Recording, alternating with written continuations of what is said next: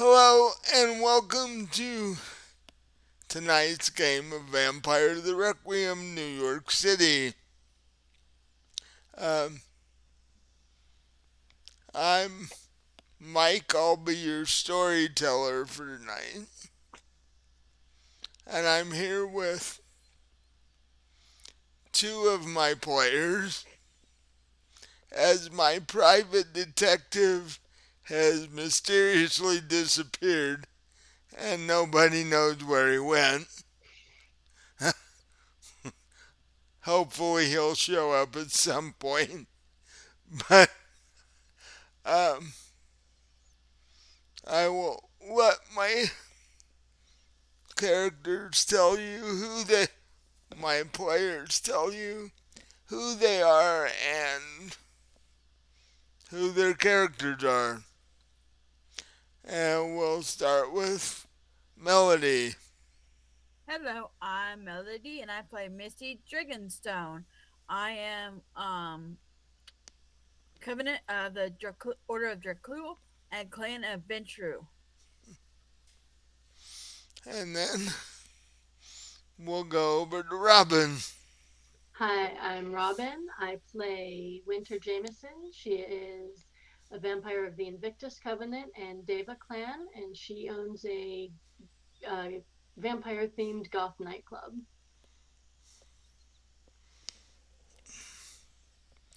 Uh, so, the last time we played this game was the prince's birthday party.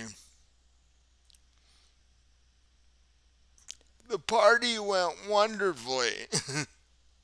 Some really not wonderful things happened on the other side of the city during the birthday party. Um,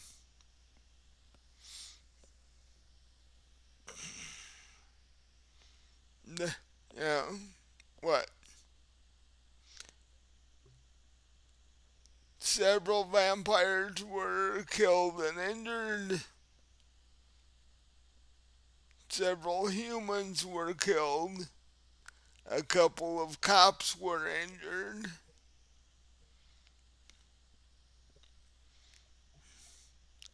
The prince sent Bella to investigate at the park.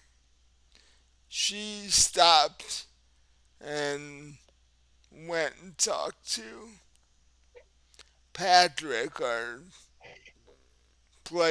our private detective character who's not here tonight. Um, he went to the park to investigate, met Bella's sister, and ended up hanging out with them having tea as the episode ended, waiting for Bella to return because they invited him to watch a sacrifice they were going to do. So, and Misty's character had bought a thoroughbred horse and had it shipped back to her horse farm outside of Louisville. And he and she and her sire were getting ready to head back to Louisville, which means you have to go to LaGuardia Airport. Would it be LaGuardia or JFK? One of the two. Yeah, I want to do. And go through TSA security and all that fun stuff.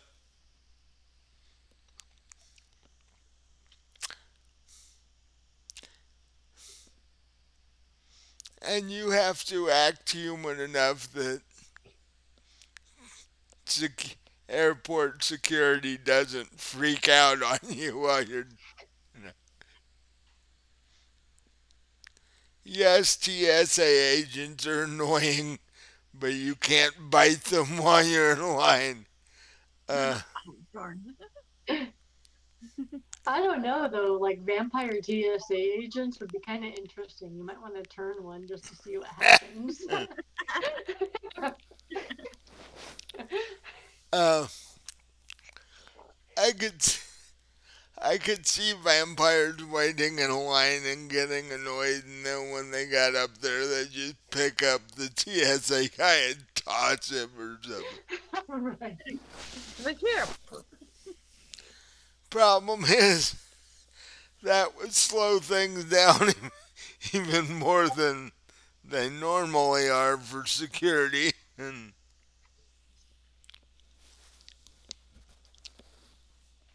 plus, watching a full grown human all the way across the airport with one arm would cause a bit of suspicion. So, Yeah. but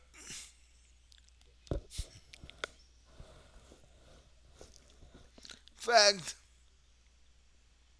mm, we'll get my book here. I'm gonna make you roll to see if you successfully get through airport security. Really? Yeah, What role would that be? that's what I'm getting my book out and looking up at the moment.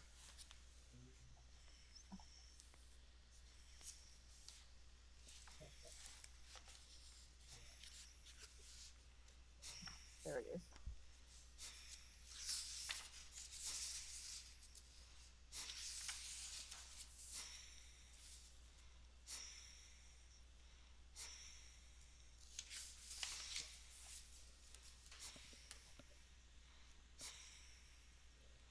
Oh, there it is. Uh, uh, I would say uh,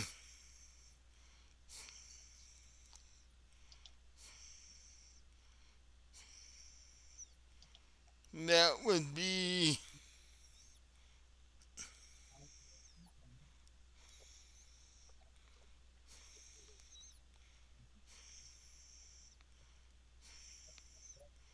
how polite are you wanting to be? Pretty polite. Well, then give me a combination persuasion empathy roll. Well, that's simple. That's only three. So I don't have empathy. Eight. What do I have to roll to get? 8, 9, or 10. Okay, eight, eight, nine. Three, three successes. That's pretty good.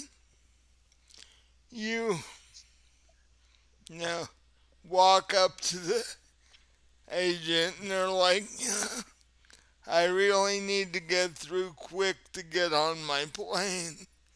Uh, and you're talking about how his day went, how rough it must be to be a TSA agent in New York City, and you know, you're trying to make him think that you actually care, which nobody really does. Uh, so he actually gets you through, and you're sired through fairly quickly. Uh, they don't really bother to search much.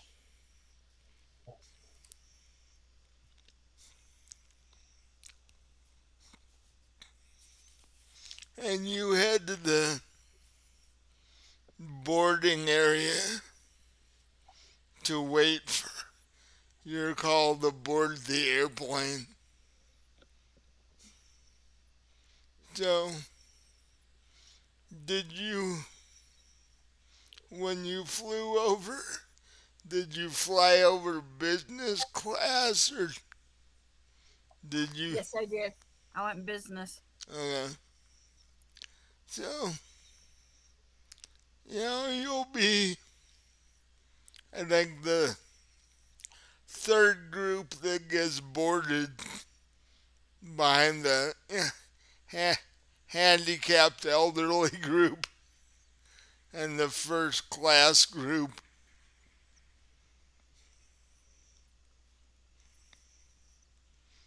So, it takes a bit, but not as long as security did.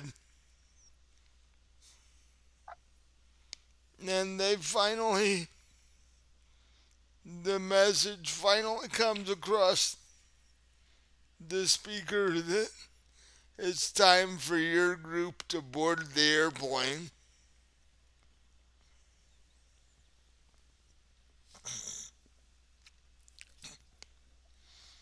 So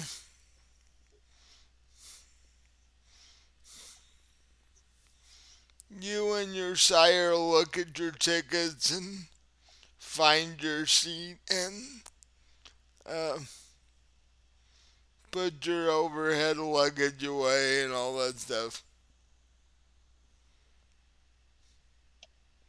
Oddly enough, nobody wants to sit in the third seat in the row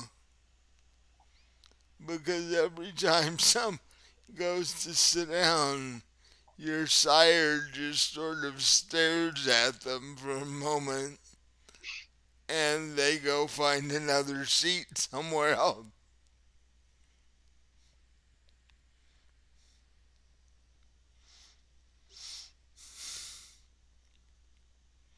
So, as it turns out, the two of you are in the row by yourselves.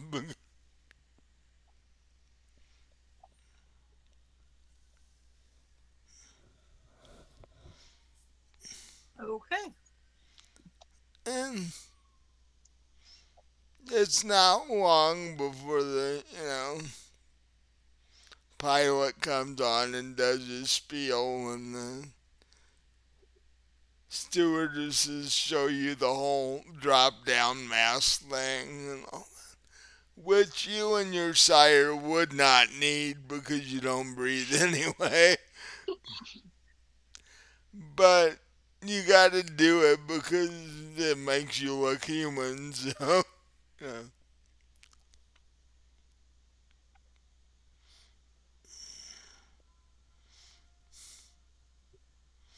And, you know, there, this flight's long enough that there's an in-flight movie, and you get snacks. You don't actually get a meal, um, but you guys don't eat anyway. And the movie is, you know, it's coming up on human Halloween, so the movie, you have a choice. You know, one of them's one of the Elvira After Dark things, and the other one is one of the. Actually, it's uh, Michael versus Jason that came out a few years ago. So it's, slasher versus slasher. And, yeah.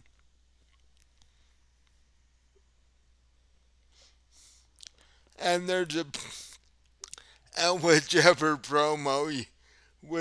movie you watch, there's a promo for the new Wednesday Netflix series that's coming up in November. So,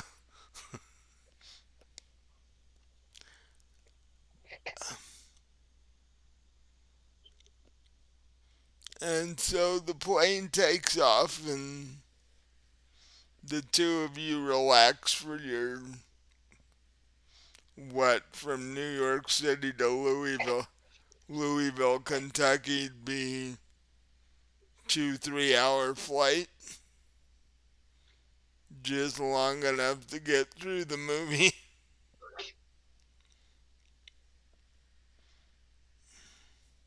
Okay. And while that's going on,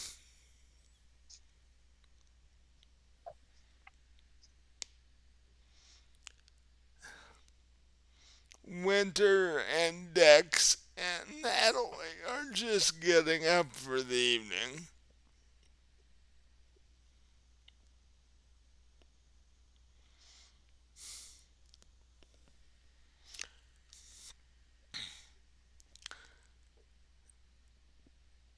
This evening, however, there's a bit of a problem. Winter wakes up and rolls over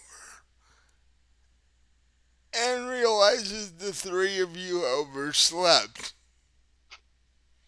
And it's like 8:30 at night now, and the club opens in a half an hour, Right. or is supposed to open in a half an hour. So what do you do? Uh, so am I the only one awake so far? Yeah, Okay, well, definitely gonna shake Natalie and be like, "Hey, we need to get up now. It's she, 8:30." she's like, holy crap, we never oversleep. What the? I know, especially with Dex here. He's usually in the kitchen before we're up. Yeah, he's usually clomping around and waking us up and stuff. Yeah. And Natalie looks at you and goes, this is weird. Well, I guess we were all, stressed out after last night. Needed the sleep.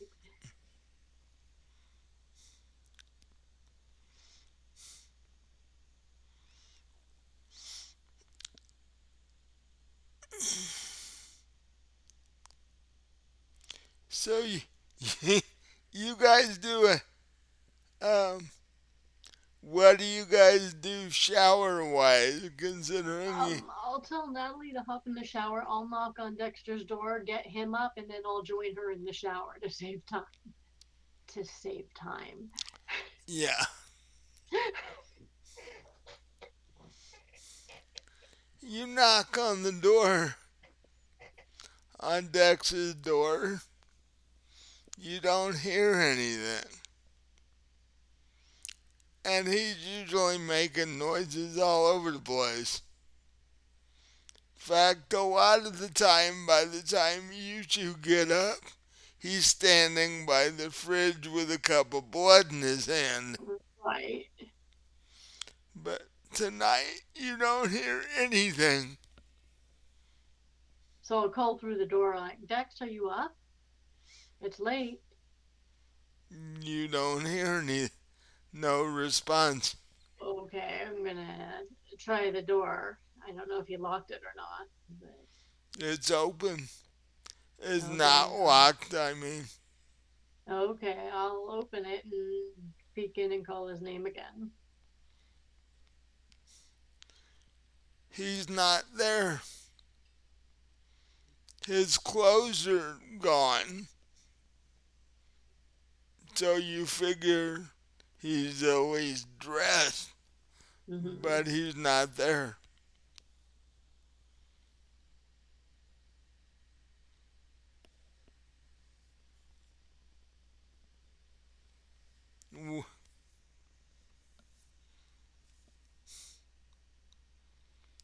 So you then go back and join Natalie in the shower.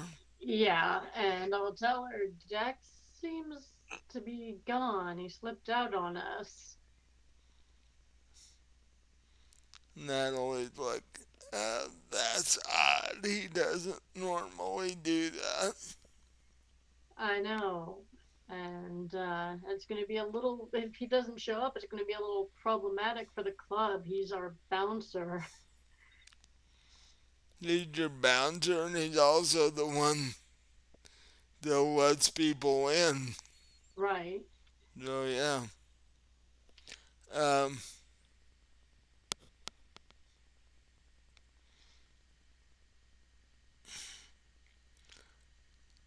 Natalie turns to you and says, this is getting weirder by the day.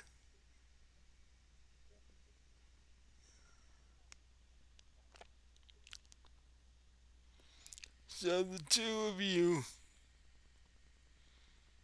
finish a quick shower. And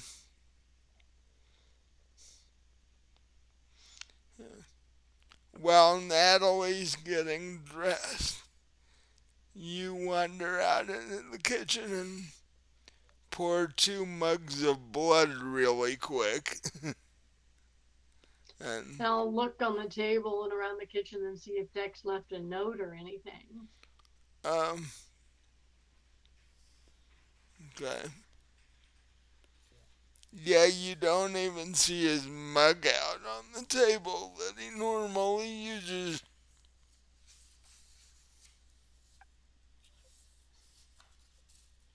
Um,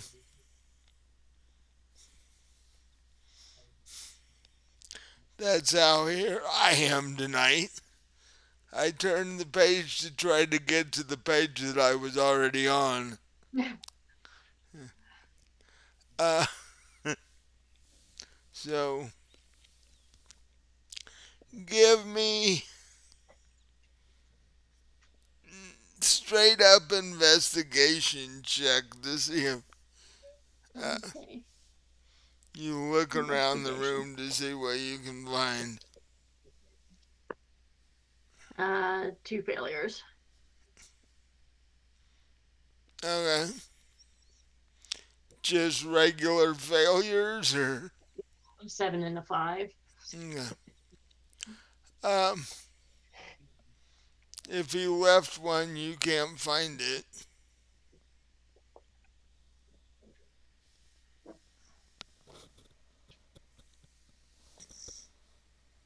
Maybe he headed to the club or already, or maybe he went out to go hunting, but I don't think he'd do that by himself, not being as new as he is. Mm, He probably shouldn't, being as new as he is, and with all the stuff that's going on right now. yeah, that's true. Natalie walks out into the kitchen, grabs the mug of blood that you set on the table for her.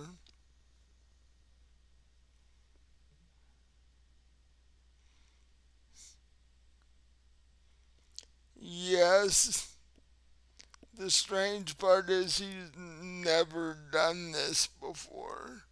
It's not like he goes off in random places at random times. No. So,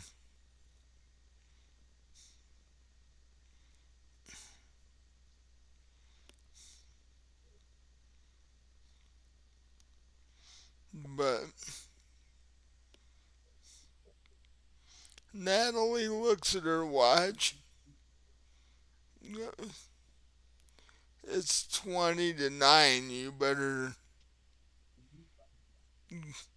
jump into some clothes so we can hop in the Tesla and get to the club.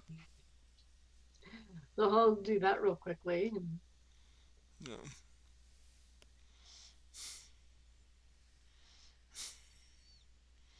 by the time you're done with that, it's like 10 to 9. It's a good thing we live damn close to the club. Yeah. Um,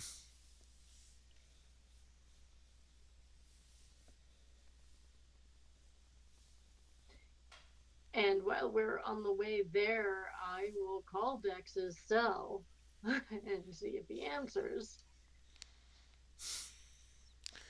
it goes directly, well, not directly, but it rings and then goes to voicemail. Mm. So you pull up into Natalie's designated parking spot in the parking lot.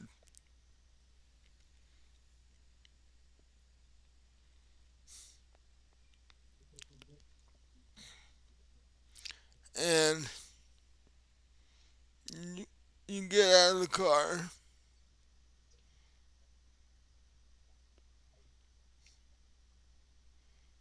and you walk up to the door of the club. Um, do, let me, well, you ex,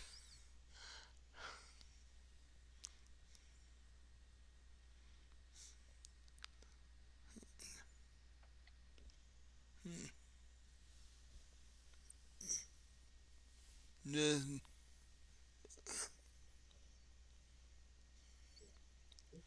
um,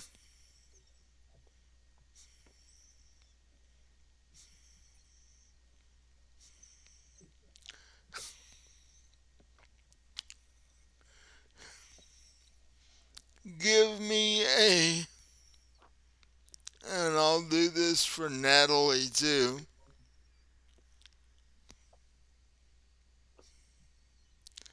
Give me an intelligence and resolve roll. Okay.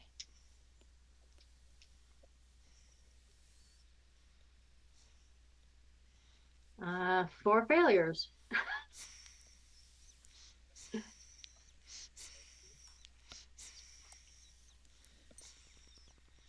I'm telling you, I'm about to, it doesn't really matter what game you're playing.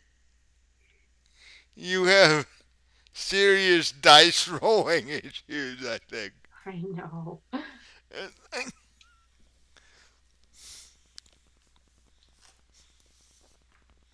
Hmm.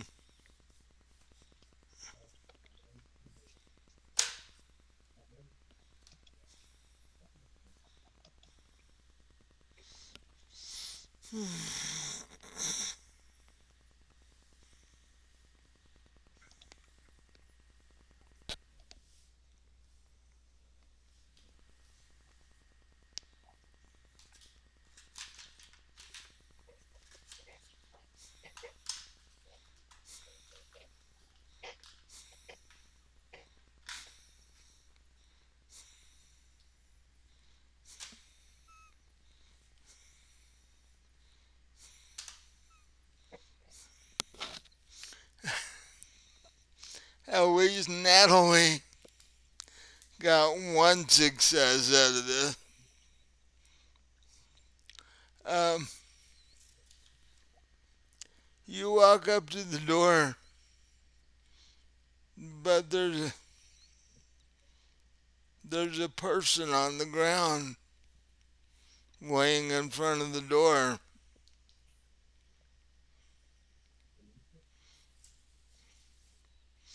Do you attempt to turn it over and Yes. see if it's just a homeless guy or more of those maquette spies?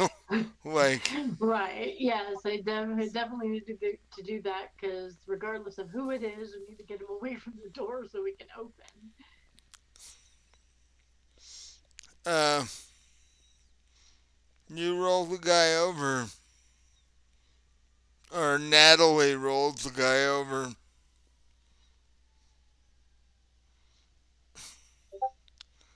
and his deck, and he looks like he's been beat up rather badly. And for a vampire his size to be beat up this badly, it took probably several.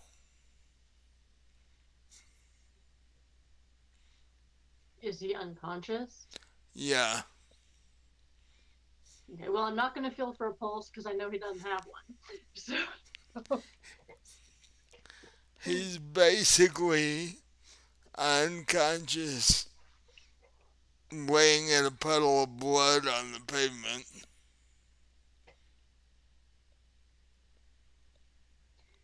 so I will kind of help him. I'll get him up into a semi-sitting position and try to wake him up.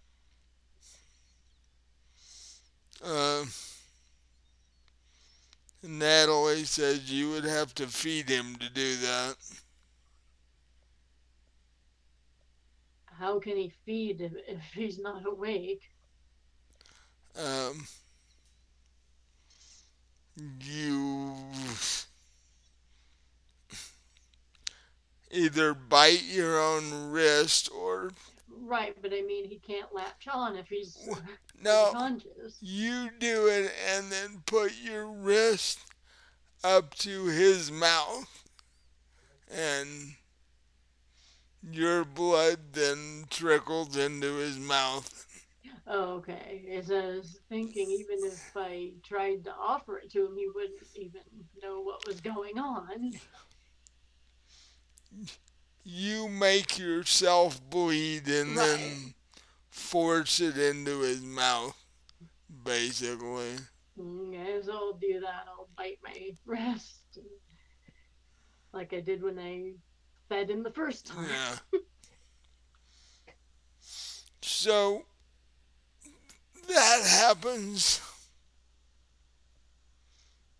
and he very slowly starts to open his eyes.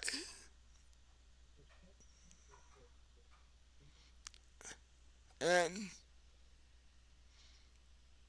he recognizes the two of you. And then he remembers what happened. And then he realizes how much pain he's actually in. And he's like, I feel like I've been hit by a truck. What happened to you? Who did this? Do you know? Do you remember? Um,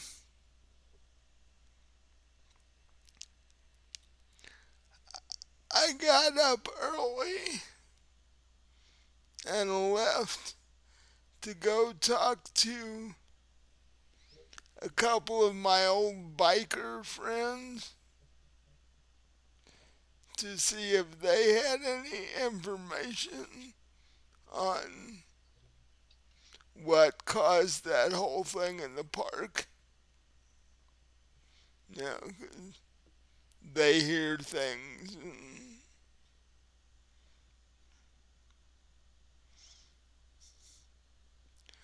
Um, but about halfway there, I realized that they don't, if I went and tried to talk to them, they'd freak out. Well, yeah, because you're theoretically dead. Yeah, forgot that for a minute. So I decided to turn around and just go to the club early.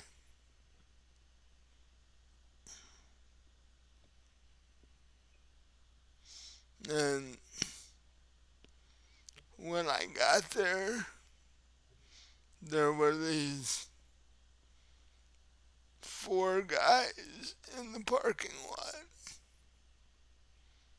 Two of them were looked like gangrels, and the other two I had never seen before. They looked uh, somewhat deformed, and before I could even say, you know, what do you guys want? You need to leave here. They jumped me, and you know, we fought. It, I couldn't do 4-on-1, and yeah, No, nobody could. Um, well, first of all, we need to tell Tanner about this. And I don't think we're opening the club today. I'm going to write a handwritten note saying we're closed for personal reasons this tonight. And we're going to go back to our apartment. You are going to rest. And like I said, I need to call Tanner. He needs to know about this.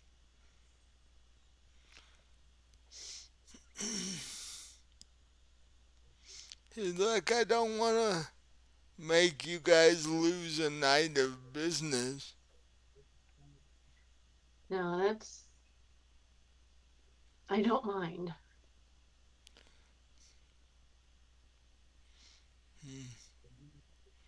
Well, Besides, maybe Nat and I can do a little poking into what's going on. Maybe we can go to the park and check things out. well, I'll chain up the bike and leave it here till tomorrow.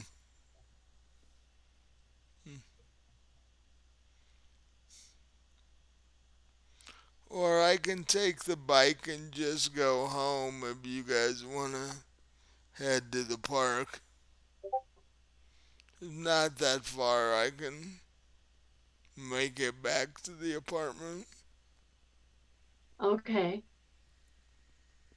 If you Uh, think you're okay to ride your bike. it's not going to be fun, but over that short distance, I can do it.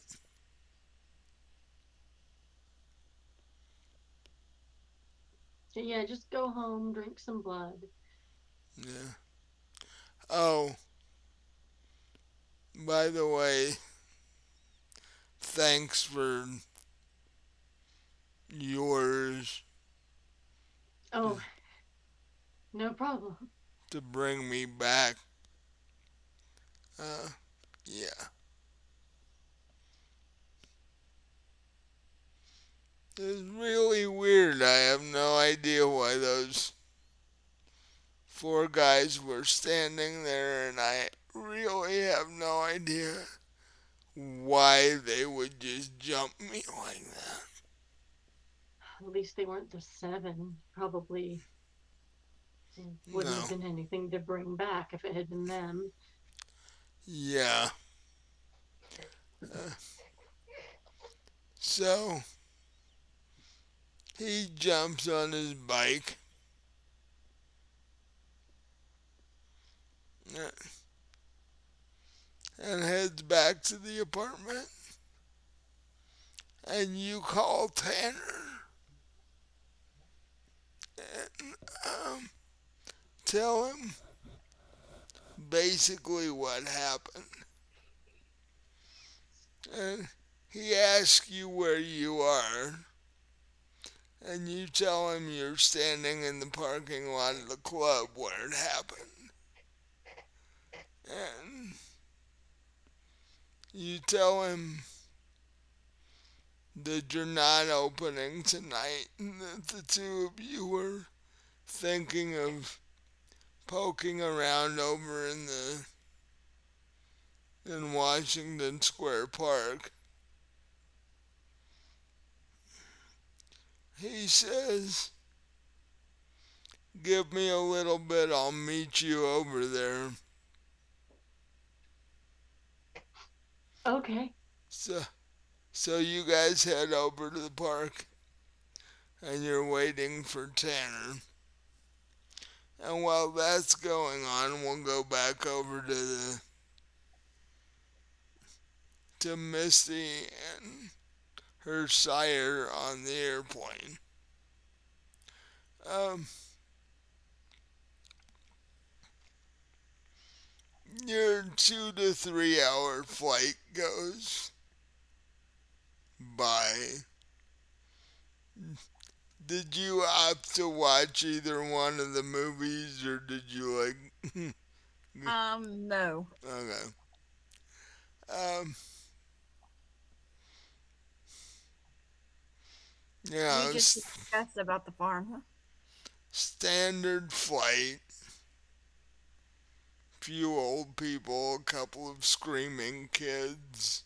You know, um, every now and again, the stewardesses come through and offer drinks and soda.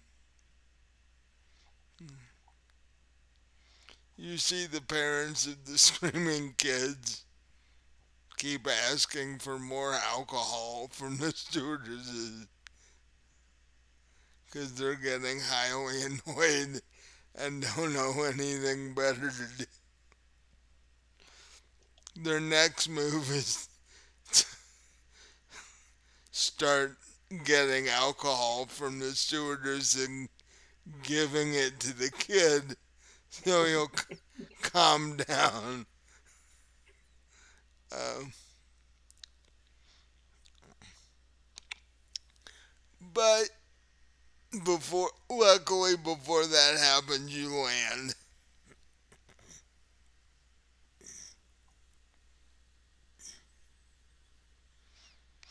Then you go through the airport and you get to the baggage claim. I have no idea how big the airport in Louisville is. Me either. Probably meme sized to small. I'm assuming the city's big enough that it has its own, major airport. But um, but you get your baggage fairly quickly. While you're doing that, um,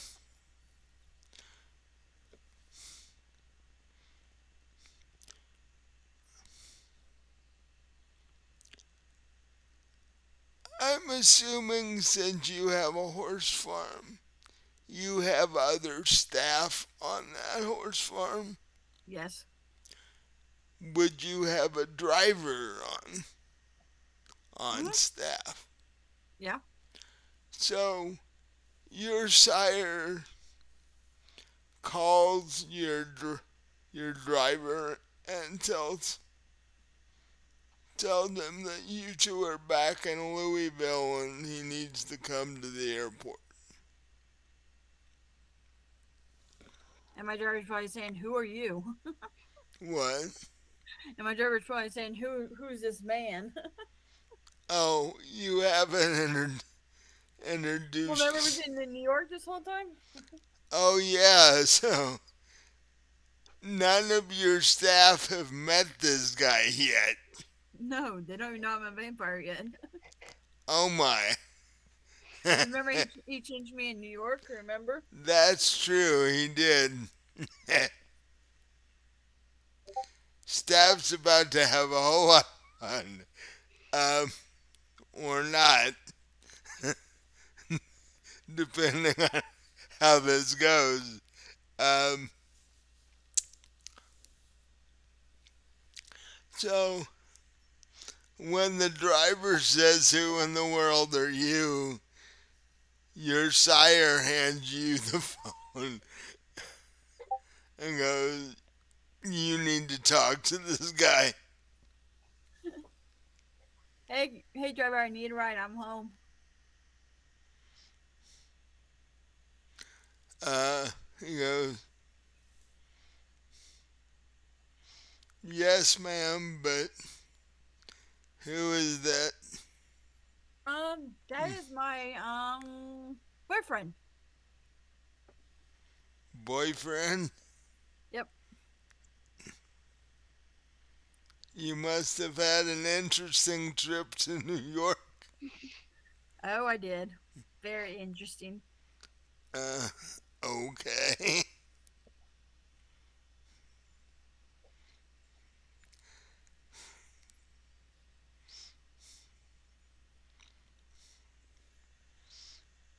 Oh, and that raises the question, since you were just turned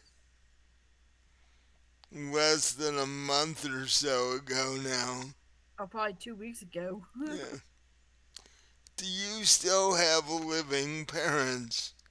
Or are you, um, I do, but they're not.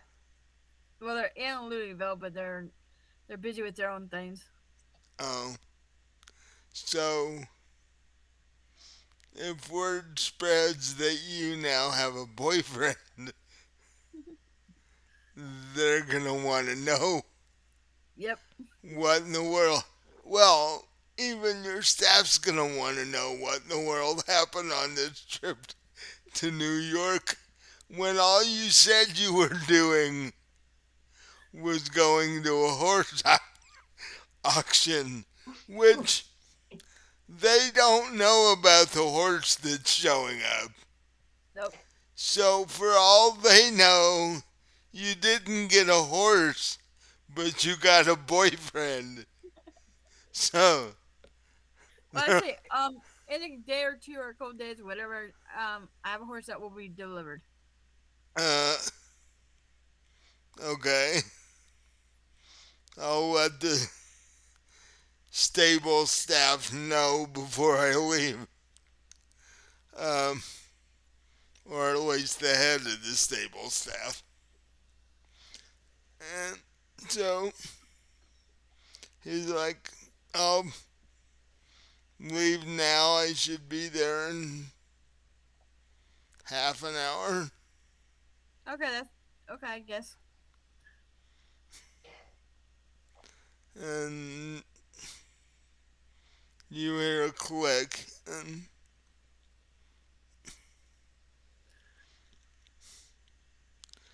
your sire is standing beside you holding the luggage, going,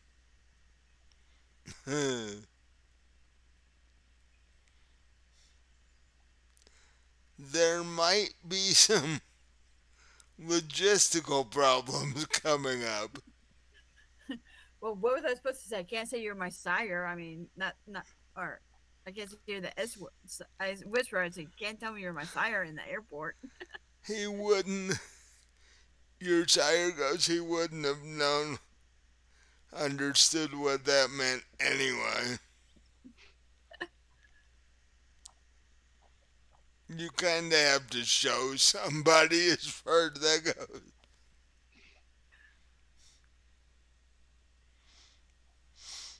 There aren't too many people that hear the word sire and go, "Oh yeah, I know what that means." And if Well, they, unless they're into the vampires, reading vampire books. unless they are a vampire, and Yeah. there may be more vampires than you think in Louisville. You never even considered it before. Well, The, I don't think they are. They've been out in the daylight like I used to do when I was human. well, no, your staff probably isn't because they take care of your horses, and it would only, and you could tell if they were because suddenly part of them would be missing during the day. Yeah. I just explain how I'm not a vampire when I'm gonna be missing during the day. Yeah, that's gonna be a tough one too. Sort of like um, loses daytime staff. They're like, what happened to the boss? Yep. But We gotta come up with a lecture or something so we can be in the daylight. yeah, you contracted a strange disease while you were in New York City. Uh, The only symptom is you can't go out in the daylight. Well, and your teeth look weird now. yeah. And I want blood. Well, yeah, telling telling one of your staff to go shopping for that's gonna be interesting. Yeah. We had to find. Let's see if they have anyone to buy it our town. Well, I guess they have to because I'm sure you have blood in the past. Well, no doubt there's probably a Red Cross office or something, blood bank or what have you. They might just be wondering why we want the blood for it. That might be a little weird. Worst comes to worst, there's probably more than one hospital in Louisville. Hospitals do store blood, so but it'd look kind of weird if you were snooping around a hospital trying to find blood in the middle of the night. But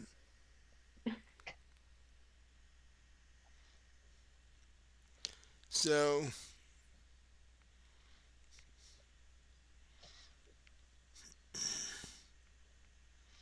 you wait half an hour and then you get a text on your phone from your driver that says, I'm out front.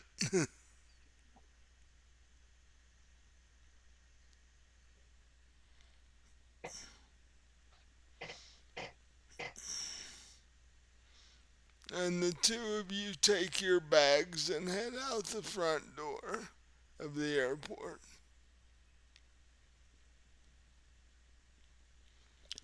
What kind of vehicle does Misty drive? Or, do, Um, or does Misty own and the driver drive? I have a convertible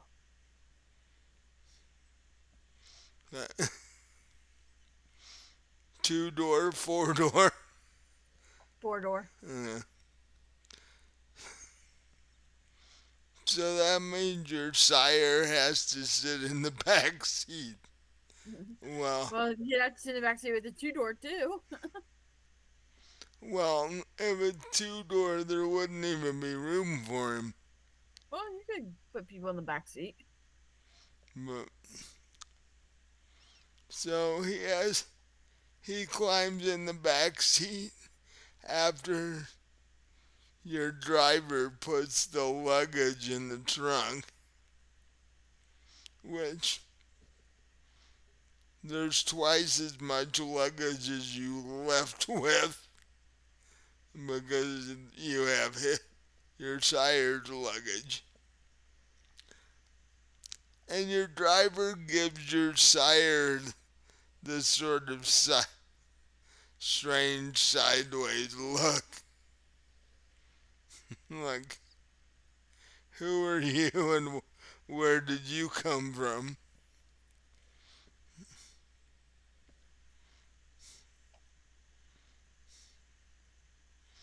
But oddly enough, the entire way back to your farm, he doesn't ask any questions.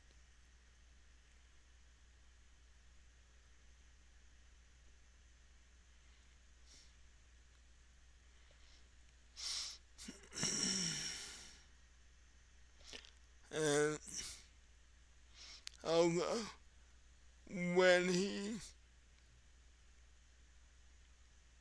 now, what does the house on your horse farm look like? It's big and it has several rooms. It's what style is it? I can't think of the style. But it has like arches and I don't know, Does it have a regular driveway or does it have a circle drive or circle. so the driver pulled your convertible into the circle drive and parks in front of the front porch and helps your sire take your luggage inside.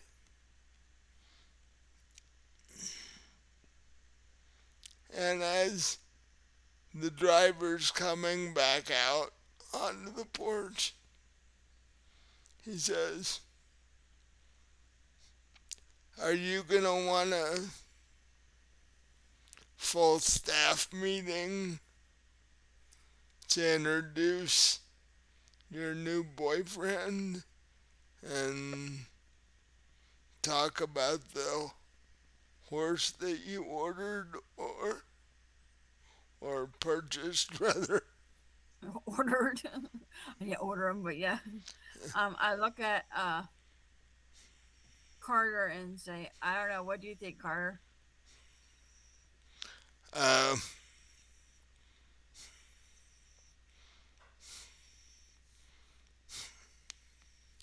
well, first question we have to answer before that is, am I hanging around or not? Well, that's up to you, Carter. You're the sire. I mean, boyfriend. Well, I have my own house, but we hadn't talked about long term arrangements. Yeah. I think you and I need to talk about that before we start telling staff and possible family members what's happening.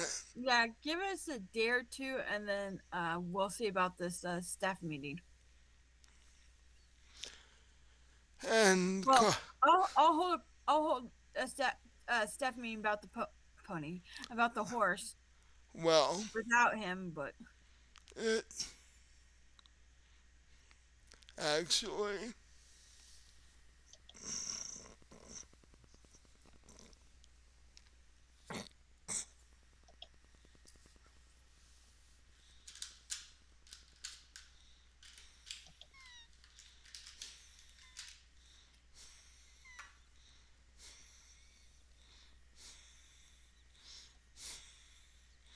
um,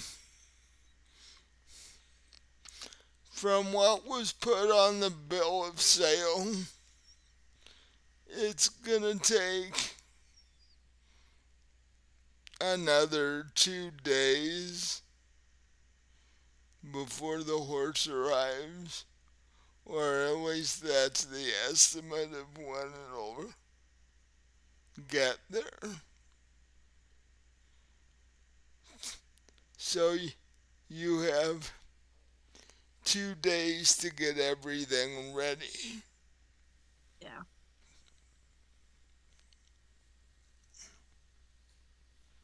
That'll give you time to talk to the staff about it.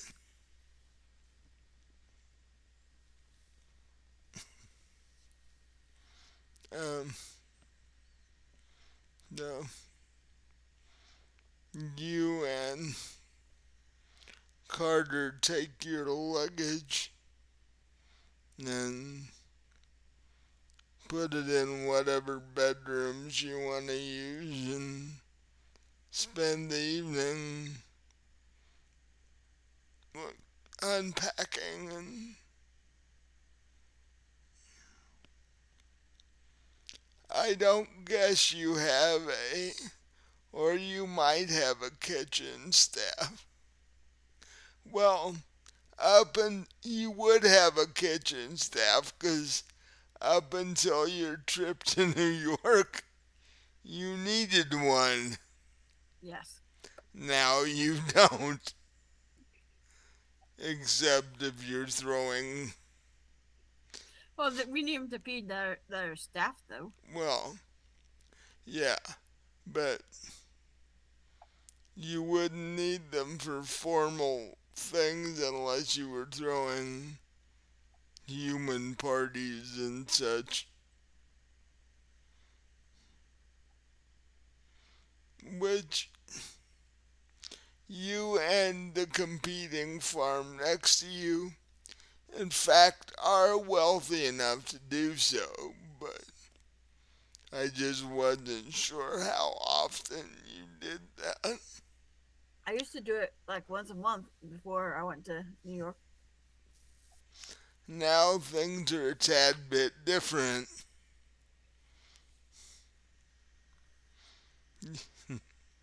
You can still throw human parties. They've just now become possible mass feeding opportunities. Um,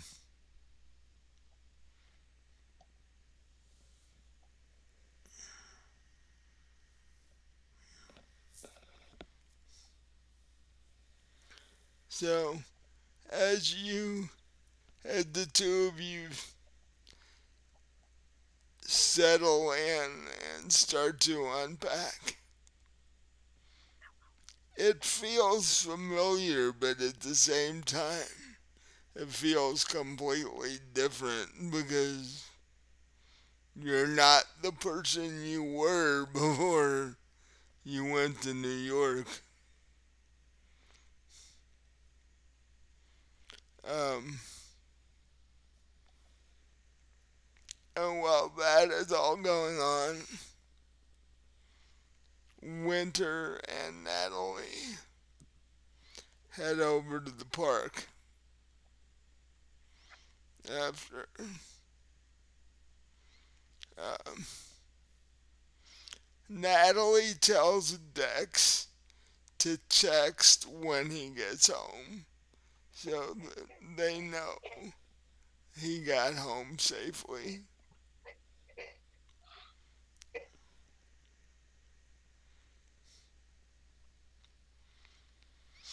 And then Winter and Natalie head over to the park.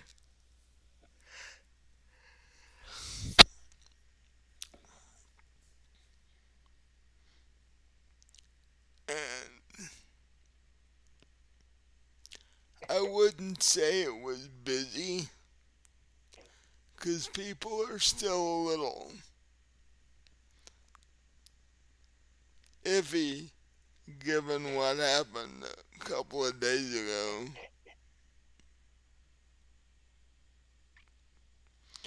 But there's still a considerable number of people.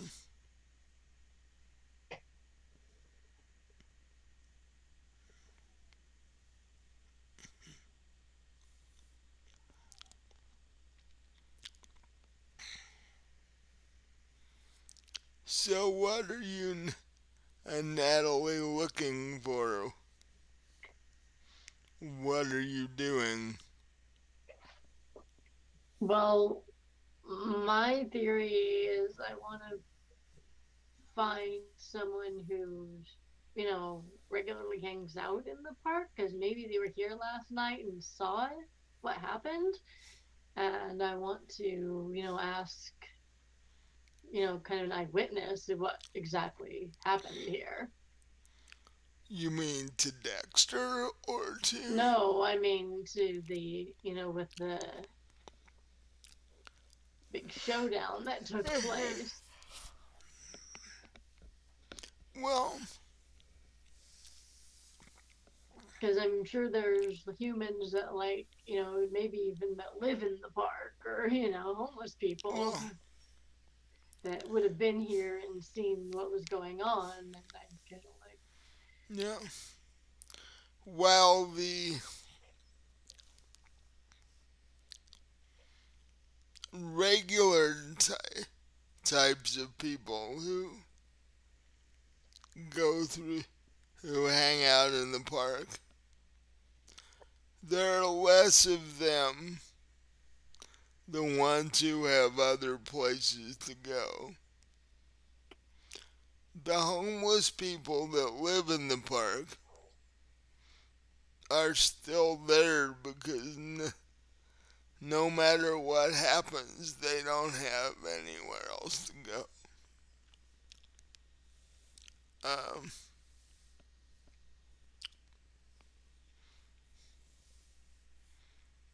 and you see them scattered about the park. There are tents here and there because the weather is getting colder. You know, close to Halloween, so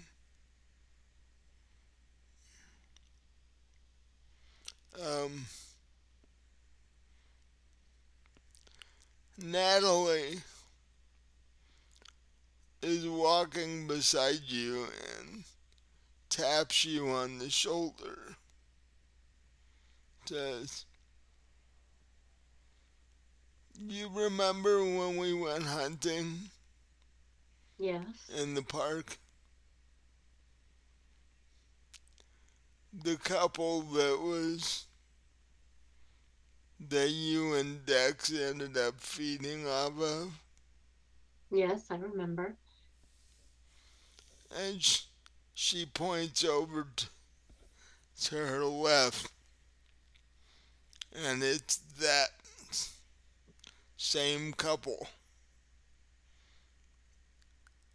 And they're laying on a blanket under one of the large maple trees in the park.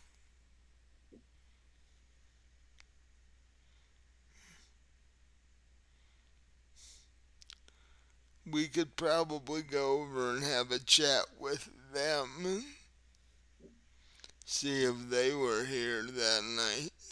Yes,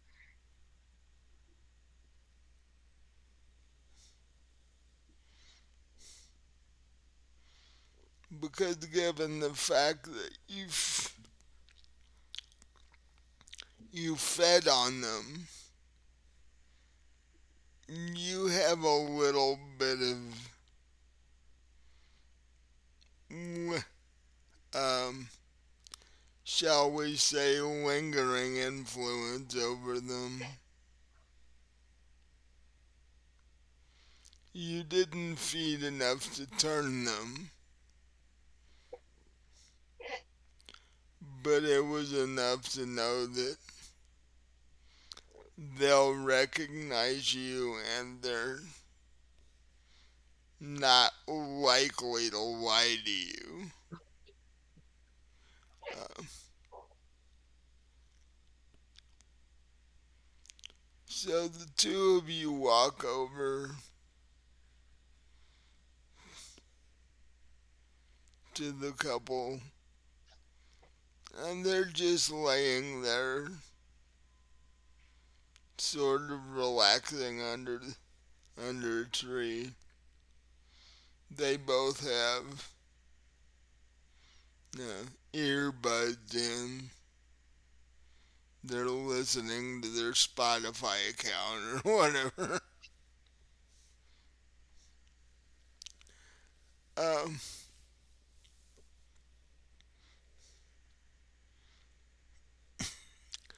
and Natalie, just for grins, walks over and stands above the girl and smiles. You know, the whole with the whole fang thing and all that. and the girl looks up because she'd had her eyes closed listening to music.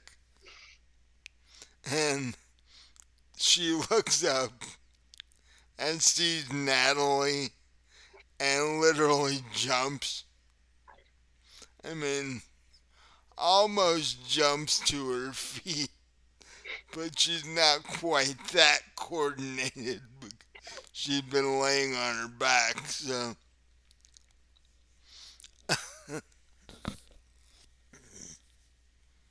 And she pokes the boy probably a little harder than she needed. And he's like, "Hey, what you're doing? What's going?" And then he looks over and sees the two of you and goes, "Oh crap!"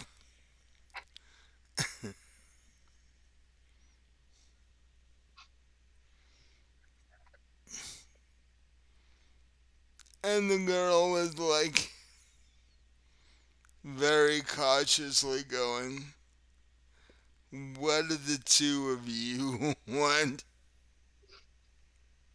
So I will further mess with her and be like, "Oh, don't worry, we won't bite." Start laughing. She's like, "Yeah, don't believe that one." Actually, we might. But first, we just were wondering if you were here the other night. We understand there was some big fight here in the park between a couple of groups of people. And we're just kind of wondering what that was about. Were you here? Did you see anything? Um,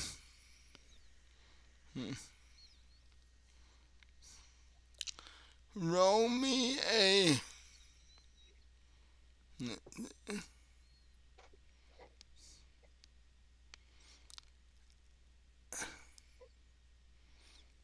We'll go investigation persuasion.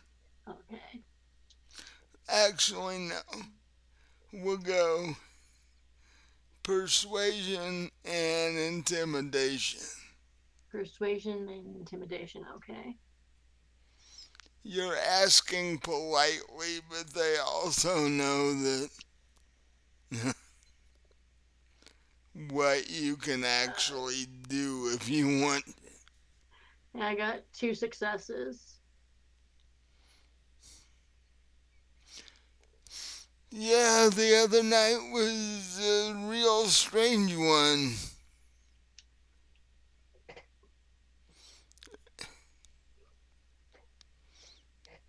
It almost seemed like a gang fight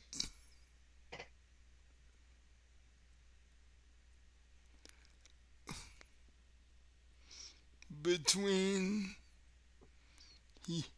humans and vampires, which I can't believe I'm saying that. Uh, Well, and there are vampires aren't real. You know that, don't you? There's no such thing. yeah. And as she says that, and you respond that way, she instinctively, her hand instinctively goes up to the side of her neck. It's like, don't give me that crap. It hasn't been that long.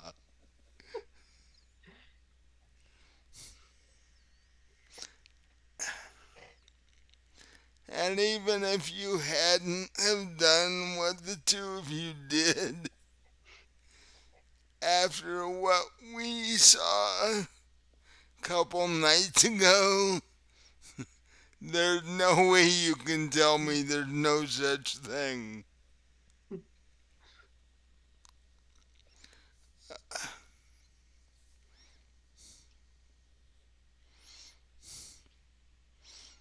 it literally did seem like a gang fight between the humans and the vampires. Do you know how it started? I mean, did they piss each other off, or did someone just attack out of the blue, or It was more of a neither group wants the other one there. mm, So so a gang fight, like you were saying? so that would tell me that the humans involved, I assume, knew what they were dealing with.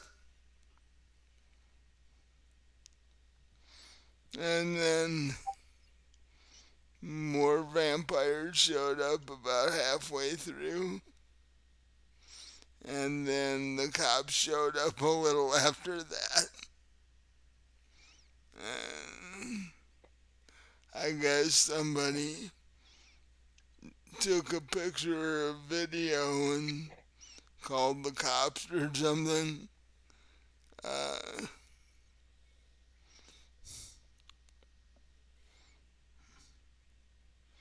but it was it was a mess. The the original four vampires just sort of mowed through the rest of them because they seem to be bigger and stronger, uh, which gangrels are. Um,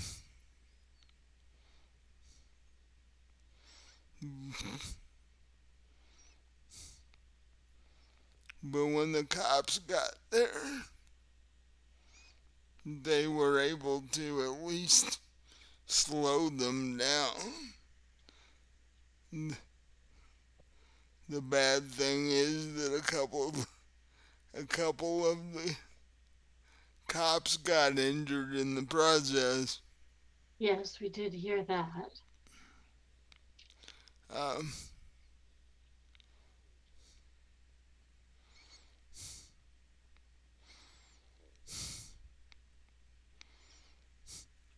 and while the four of you are talking about this,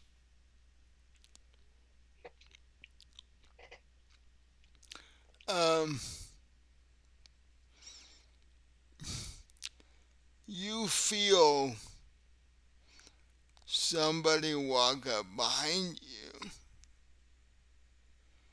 and you immediately know it's a vampire because vampires know vampires when they're in the vicinity.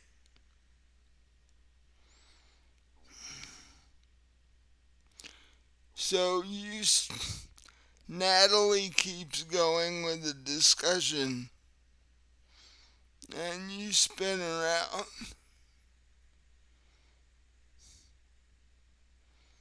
and I need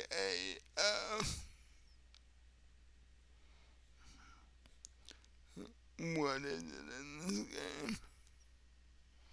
Uh,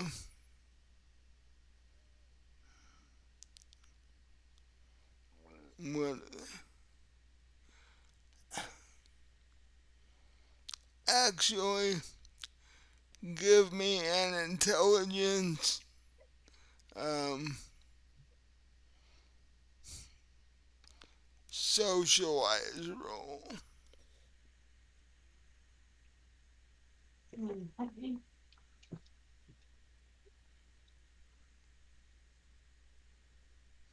Uh,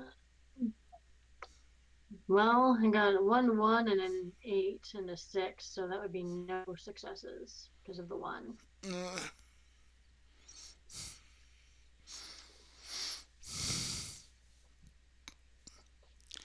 you recognize the person behind you as one of the people that Dex actually described. And there's something in the back of your head that tells you you know who this person is. You just can't. You can't access it right now. It won't come up right now. But strangely enough, when you spin around, he doesn't move and he doesn't say a word.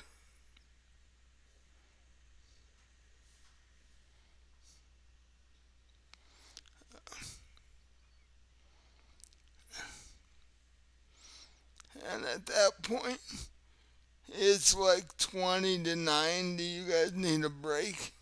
Yeah. Yeah. I figured you might at this point. So we will take a 20-minute break and come back to see how all this works out. So we'll see you in a little bit. Mm.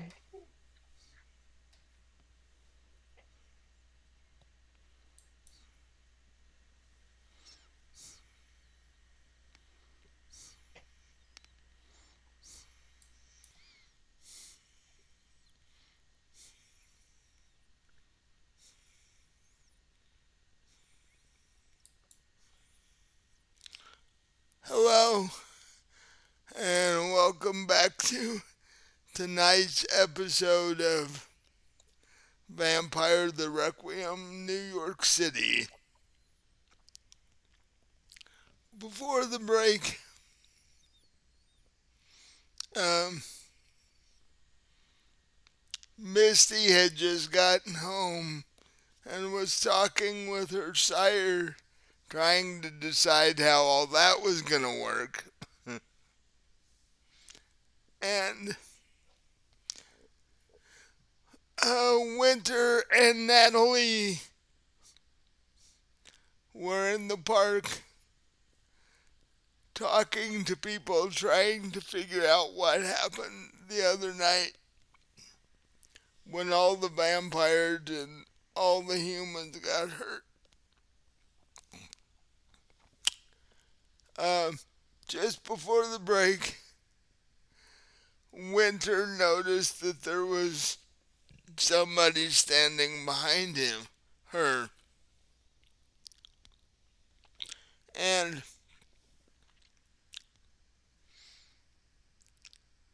when she turned to look, she saw one of the people that Dex had described that had helped beat him up earlier. This person, well, is definitely a vampire, stands about 7 feet tall, wearing a black trench coat. Um, and one of the ski masks that has the face hole cut out of it. And his face is definitely deformed. Actually, now that you see him up close, his face is deformed rather seriously.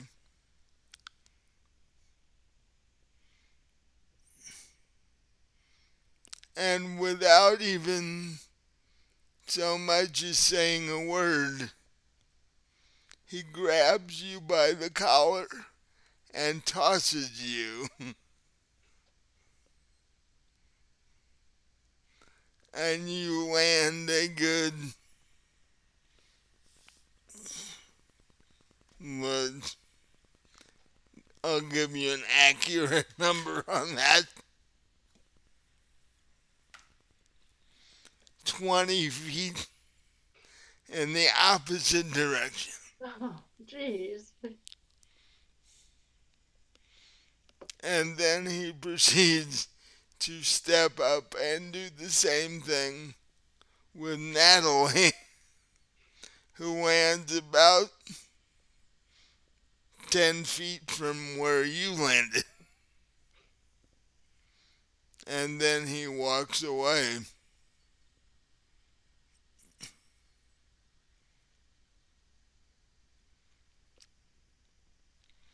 So, what do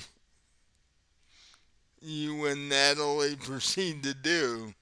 I'll, I'll get up and help her up and ask if she's okay. She's like, what was that? Uh, I think it was one of the vampires that attacked Dex. okay, but w- number one, what does it have against Dex? And And what does it have against us? yeah, I that don't know. that was my second question. I have no idea. He didn't say anything. Well, that's a bad thought. If one of the four that attacked Dex is here, that means the other three are probably here too. Which means maybe we shouldn't be here. Uh, that's what I was thinking. Yeah.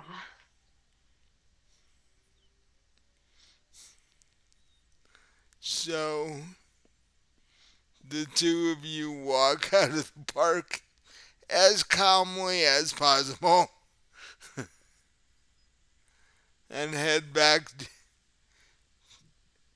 You did you drive the car over, or did you just walk over from the club? We took the car. So you walk out of the front gate of the park, jump back in the car, and where do you go from here? Well, I think we should go back to the apartment. And again, I hate to keep bothering him, but he did want us to keep him apprised. I'm going to call Tanner again and Yeah, let him 'cause know. this happened quicker. He said he was going to meet you there at the park, but this happened before he could do that. Yeah, so I'm going to call him, tell him what happened, tell him that we're heading home because this whole thing's got us both kind of rattled.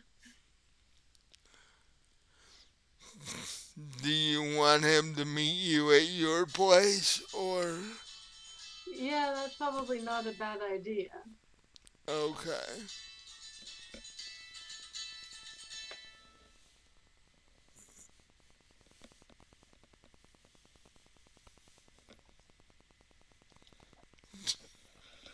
So you call him and tell him what just happened and that you would rather have him meet you at your in Natalie's apartment. Has Tanner ever been to your and Natalie's? I don't think so,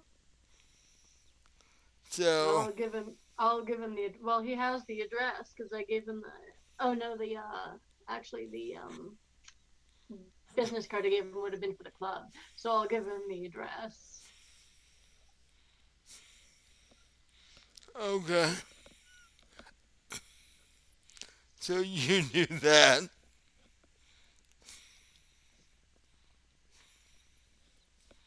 Um,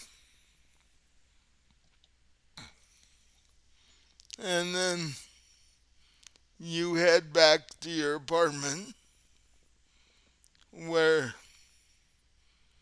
when you come in, Dexter is actually asleep on the sofa in the living room. He never even made it to his room.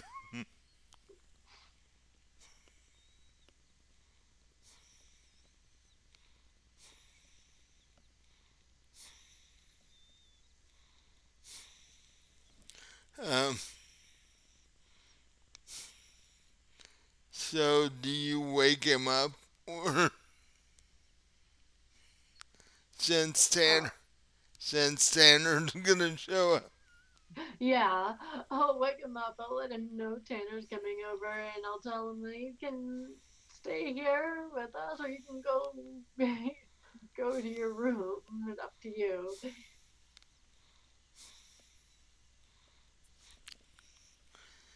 He says, "You've probably got. I've told you everything I know." Then he looks at you and Natalie and notices their bruises. He's like, "What have the two of you been up to tonight?" Well, we went over to the park to ask around about the little fight that happened the other night, and we ran into one of your friends. Friends. I mean that sarcastically. One of the vampires that attacked you earlier. I'm pretty Uh, sure it was from your descriptions. and And he tossed us around a little, literally. Didn't say anything. they didn't say anything to me either. Hmm. Yeah. So we left pretty quickly because that was one of them, and we weren't sure where the other three were, so didn't That's want to run into them too. that's true. Yeah. I think I'm just gonna go in my room and have a cup of blood and pass out. Yeah, you probably should. Um, so he walks into the kitchen, grabs his mug, pours it full of his favorite blood type, and heads into his room. Um, before he closes the door, he says, "If Tanner wants to talk to me, we can do it tomorrow when I'm feeling better." Okay. And with that, he closes the door. And while you're waiting for Tanner to appear, we will head over to Louisville, where uh,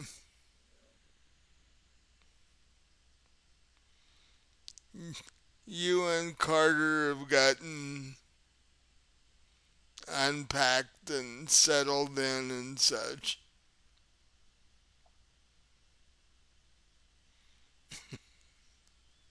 Okay. And so, what are the two of you? What are the two of you talking about currently? We're talking about our situation, what we're doing. And he says, "Okay, I know this is kind of weird for you, because before the trip you were human and now you're not. So, how do you want to handle?" Well, I don't know. I mean, I don't know. You're the one that has the vampire that has a horse farm. How do you do it? Uh, well, I've had my farm for decades, and all of my staff are vampires. But So, did they start as vampires, or did you turn them, or were well, you a vampire when you started? uh, I was a kid when I started, but it was a way different time back then. Uh, People were more isolated than they are now. We didn't have pocket sized computers that we communicate with all the time. If you were out on a large farm, it could be days between seeing anybody. So Yes, but when you were a kid, I assume you were not a vampire, were you? I got turned when I was a teenager. Um, that's why I'm as old as I am and look as good as I do, because I age slowly. Um, and when you're, like I said, it was fairly easy to turn the staff when there wasn't anybody watching. So how do you do your stuff with your horses if you're all vampires? What do you mean? How do you graze them? How do you exercise them? How do you feed them in the morning? Well, uh, we don't feed them in the morning. We we do everything we that humans do, but we do it at night instead of during the day. So do you just breed? You don't race or anything? No, we don't.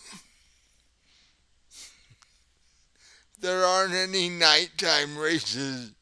Well, there's evening time races, but yeah. Yeah, yeah, but there's none after sundown. So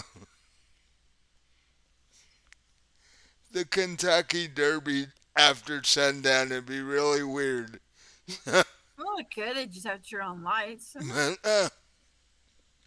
so yeah, we just breed and um, we breed horses for other clients,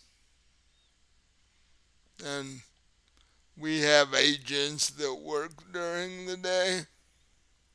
We have ghouls that do that for us. So, Okay. uh, but,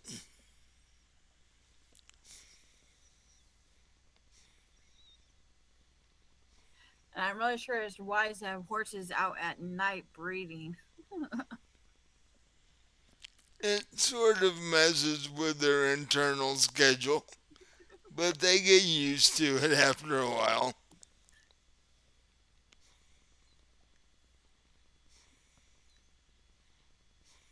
Yeah, well, I race, so I can't go totally nighttime. So I have to have people that work during the daytime. That's what ghouls are for, which are people that you drink from, who you periodically give blood to, your blood to, who become blood bonded to you and then basically will do anything you want them to do. And they can, unlike you, exist during the day. I just Since say we need to come up with something to keep us so we can work during the day. what? I said, yeah, we need to come up with something so I could be free to work during the day. I'm sure that um, well, your staff are all humans, anyways. They all do work during the day. And they're They'll gonna wonder where I'm at. It's like, where's the boss? She's not well, around yeah, anymore. they'll wonder where you're at, but And they're gonna wonder why I have staff meetings in the middle of the night. well,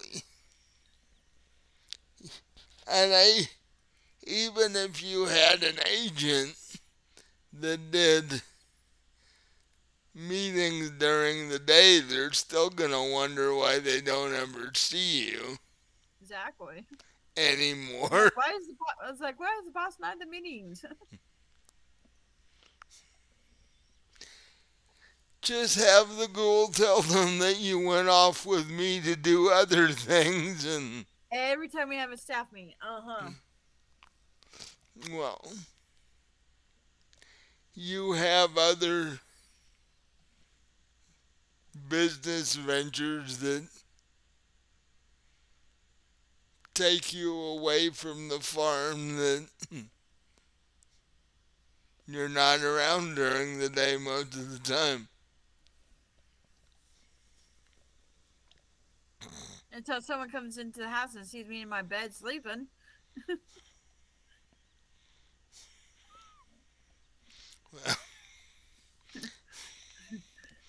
That's when you might have to add to the vampire side of your staff.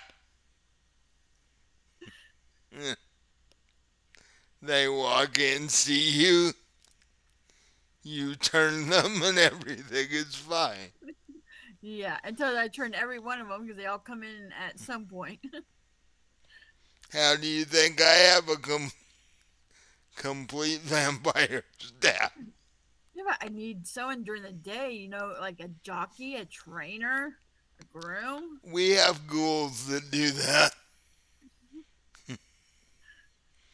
There, our jockey's a ghoul, our trainer's a ghoul.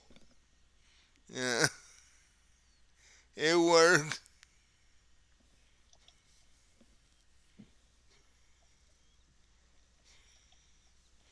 You just have to, quote, hunt around for the right people.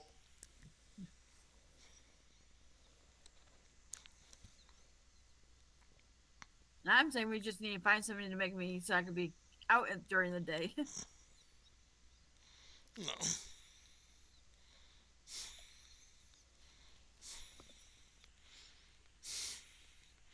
You need a ghoul who's vice president in charge of daytime operation. um,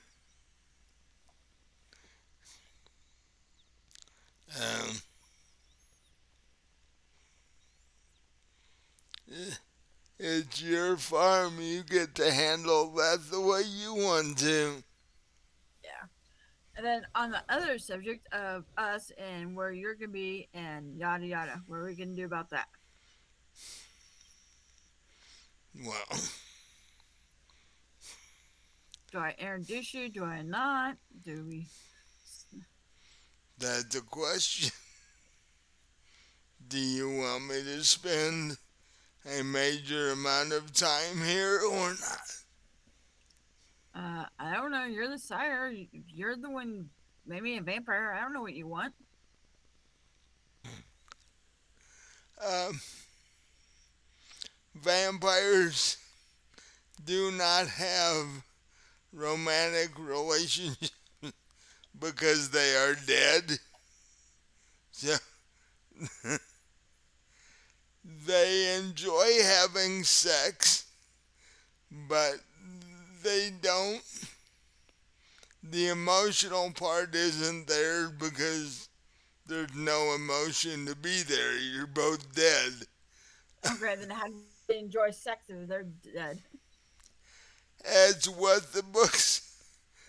It's right there in the book. That's what it says.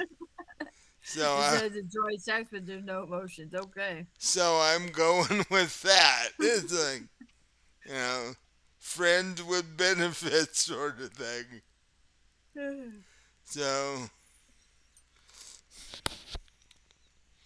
oh, and we have to plan your funeral Well, because for all your family knows and stuff, you're probably dead now. well, I don't know. I mean, if I see them, then I'm not dead. It's going to take a lot of makeup if you're going to pass yourself off as a still live human being. Because, you know, your skin begins to turn kind of gray color and such.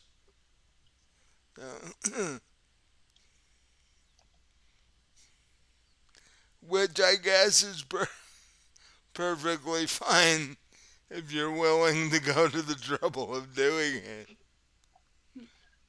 Sure, why not? I put makeup on. Used to put makeup on anyways.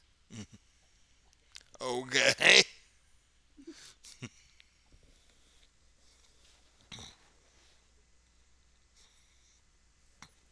Um, I mean, how would they been? I mean, they would have had to been informed by somebody. I mean, and then they would want to meet the person who brought the body back and whatnot, and then you be showing them, and then you're gray. yeah. The- Or I could just say I had some kind of illness in New York, and then made my skin gray permanently. There are people who get permanent makeup. So, um, you can always say that you you did contract something that uh, affected your skin to the point where you needed permanent makeup.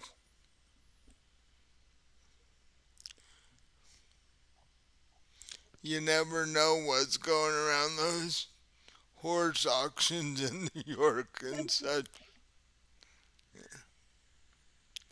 So,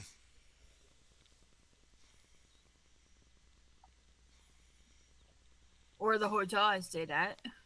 what? Or the hotel I stayed at. Well, yeah, those five-star hotels will get you every time.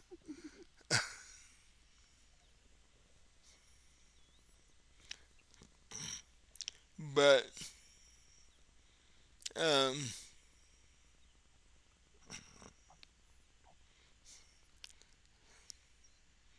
it depends on how you know you could actually turn your relatives if they ask too many questions. Yes, I could. Depends on how far you want to go with that.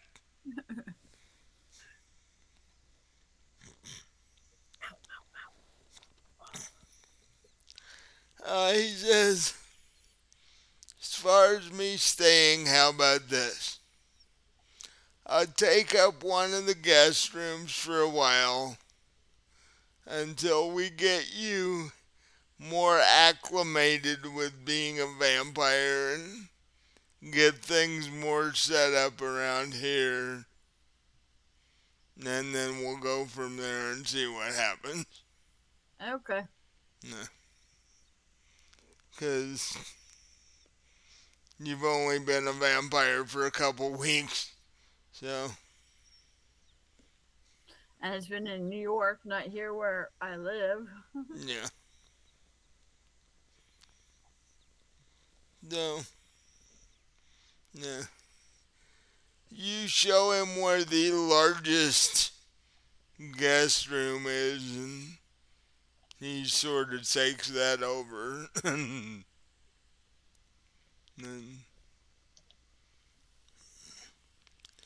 by the time all this has been hashed out, it's approaching sunrise, and you two decided probably be better if you crashed at this point before the sun came up. We're gonna have to get dark shade curtains that block out the sun. Yeah. Well, when you were in New York, you talked to Winter about that because she has those in her apartment. And yeah, she told you where to go on Amazon to order blackout curtains. Yeah, blackout curtains are a lifesaver, literally. Yeah. So we'll say you have prime shipping at Amazon and they show up about the same time that your horse does because you have to spend the next 2 days getting things ready for the new horse you bought. Yep. Yeah. Making sure it has the right amount of space, the right food. Uh, you got to set up vet appointments. You got a lot of little stuff to do before Yep. this horse And a showed up. shoer and got a shoer in there to put shoes on it Yeah. or change shoes on it. Probably already has shoes. Change shoes. And it will have been a while since you had a good workout, so you'll want to start doing that. Getting everybody, get her acquainted with everybody, and see how she's going to react.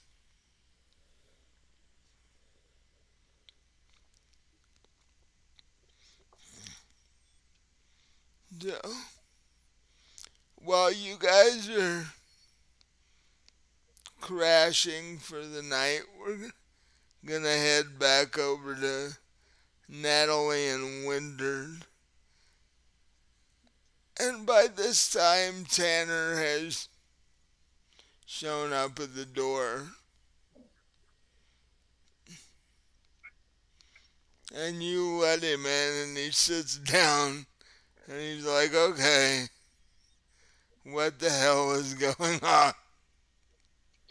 Well, that I can't tell you. I have no idea what's going on, but I can tell you what happened tonight to both Dex and us. So Nat and I tell him everything.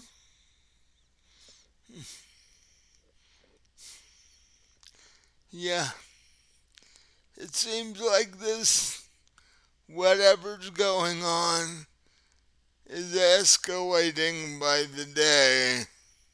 Well, yeah, because now I'm assuming that the two disfigured ones are Nosferatu. We now have those involved when we didn't before. Yeah, I mean, that's just an assumption, but I've been told about them, and it sounds like this. Yeah, The description sounds pretty right on. unless you have other vampires that have been severely injured somehow. Yeah. Um, mm, yeah, I'm not really sure where they fit in. Apparently, they've sided with the gangrels, from what it sounds like.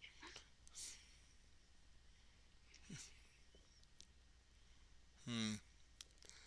Definitely gonna have to do research, and we're running out of time. And this is probably something you want to talk to the prince about. Yeah. Um. Yeah. I'll text him tomorrow night and see if I can set up a meeting. 'Cause, yeah. And like I said, we're running out of time. Because if this is based on some sanctum holiday, the next one's in a week. So we have two choices. We can either try and stop whatever's going on before it happens, or we can try to fight it as it comes, but that's the harder way to do it, especially since we don't know what the actual plan is. Yeah, we don't really know what's going on. Things just keep happening. Yeah, they all seem random, but I'll bet they're not. And they're all happening at once, which is a little overwhelming. Yeah,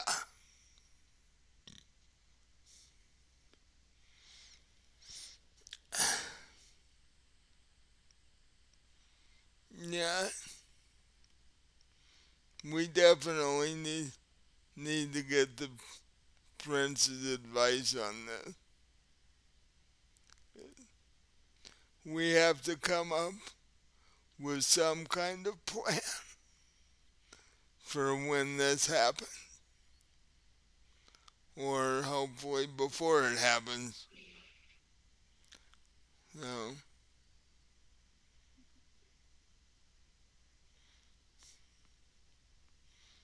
but uh, his deck's gonna be able to. He gonna be okay. He's pretty injured. Hopefully, he'll be able to rest up. Um, Above game, vampires heal pretty quickly, don't they? Yeah, and it's bashing damage, which is the quickest of the bunch. But since it was 4-on-1, it was still a lot. Yeah, I think he took more of a beating than he did when that gangrel threw him around when he was human. Mm. do you gu- do you guys want security? At this point, that would probably be a very good idea. Uh, that way, if necessary, Dexter has some help.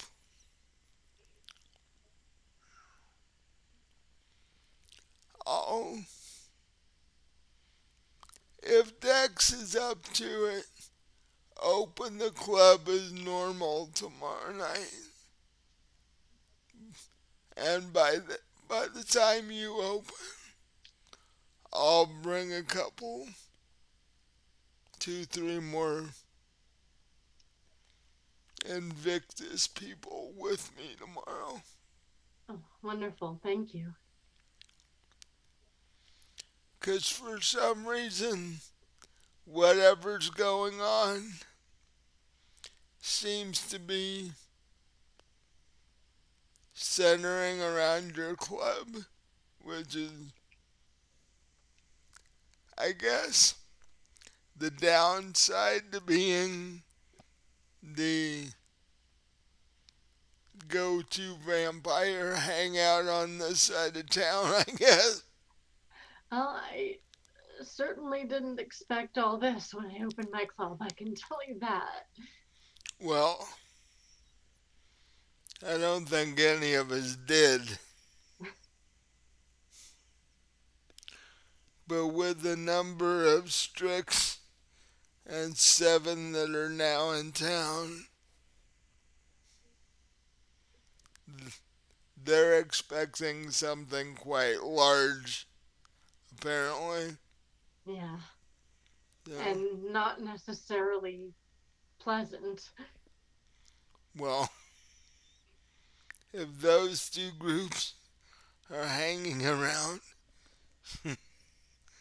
pleasant isn't even in the vocabulary list. Um, but you guys get some rest. I'll talk to the prince tomorrow, and uh, then I will bring a couple of people with me tomorrow night. Great. And if anything happens before you guys open the club tomorrow, call me. I will. And with that, he gets up and says, as he's about to turn and leave, and goes, "Oh, Natalie, I'll be expecting a couple of your Bloody Marys at the bar tomorrow night." And she's like, "I've got the stuff to make them." Yeah. And with that, he heads out the door, and you you guys just sort of exhaustedly slump on the sofa. You're not getting used to being tossed 20 feet and landing under a tree. So, No. in fact, it's probably the first time you've ever had that happen. Yes. Yeah.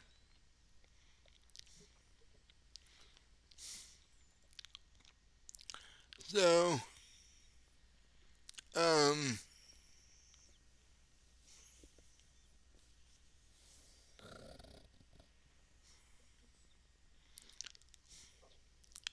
so while you two are just sort of recovering, over in Louisville, and you two are just sort of lounging around because, oddly enough, you don't do dinner anymore like you would have a couple of weeks ago before you left. I need you to give me a wit and perception roll. Wits, wits or whiz? Wits. WITS. And what perception you said? Uh, Actually, there isn't perception in I vampire. said I said I don't see perception. Uh, Wits and intelligence.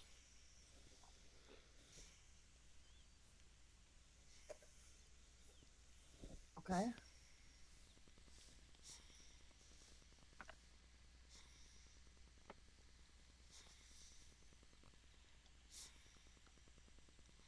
Two saves. Or two saves. Two whatever they're called. Successes. Yes.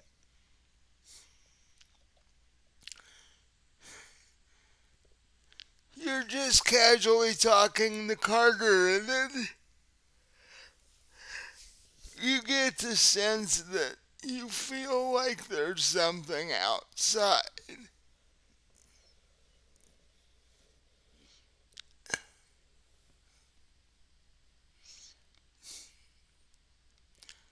Um, do you have dogs at all, or Yeah. what do you I have a German Shepherd and a Doberman Pinscher. have? Just at the just at the moment that you get this feeling in the back of your neck that there's something outside, both dogs start barking.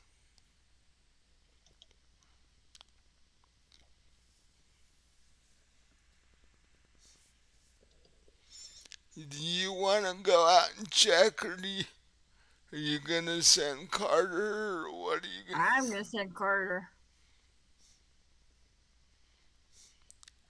Okay, well, he gets you. He hears the animals, and you tell him that you think there's something going on outside, and so he gets up, throws a jacket on, 'cause it is late fall in Kentucky, which means it's not really all that warm at night. And he walks out the door.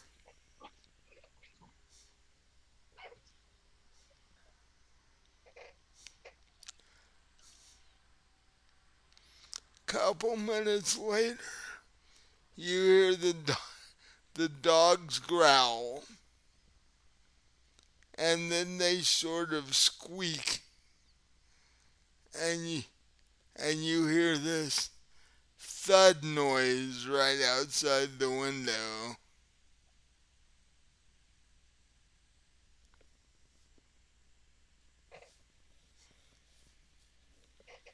What do you do?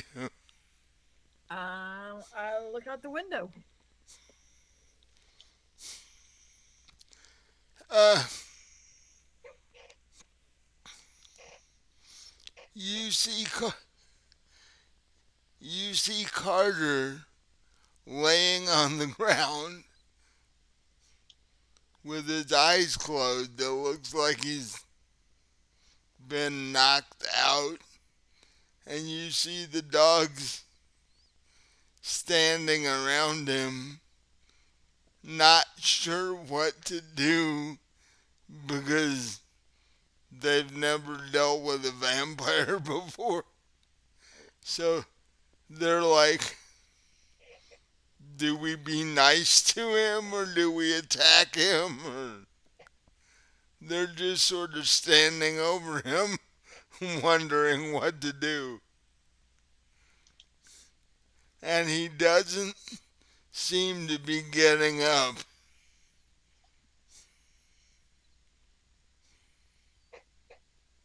I rush outside and tell Max and Shelby to, Max and Bruce to back off Okay. away from away from Carter.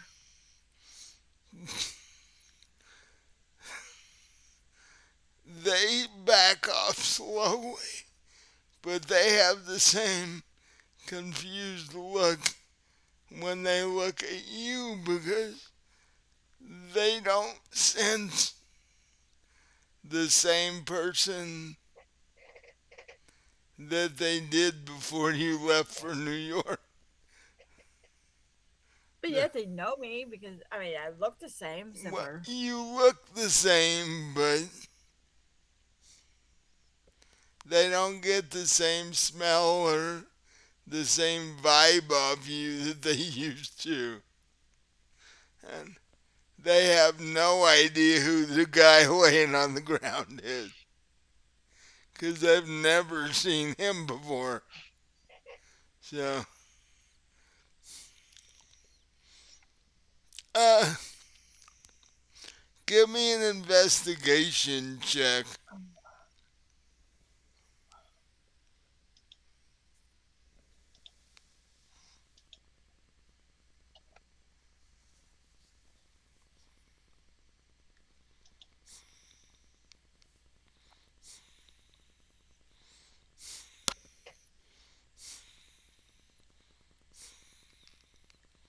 one success.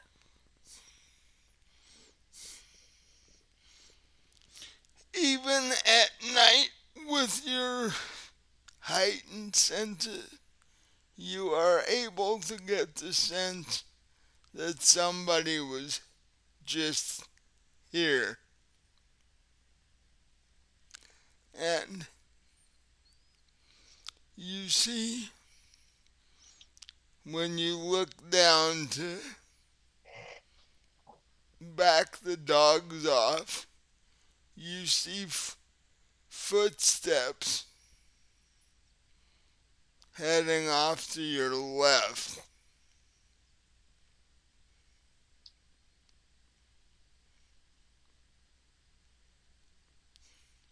Or footprints in the dirt heading off to your left. I try to uh wake up or see if Carter is okay. You are able, uh, actually, give me an athletics and brawl check. And what? Athletics and what? Brawl. It's Yeah, I see it. right below athletics. Two successes.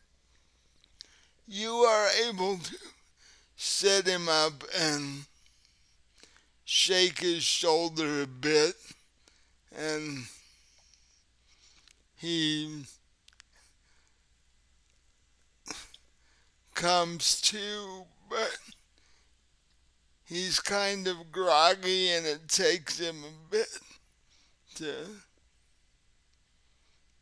get his senses back. I say, what happened, Carter? I went out to check on things, and the dogs jumped on me. And while I was attempting to deal with that, I got hit from behind, and then everything went dark. Huh. Do you want to stay here, or would you like to go with me and see where these footprints go to? Uh,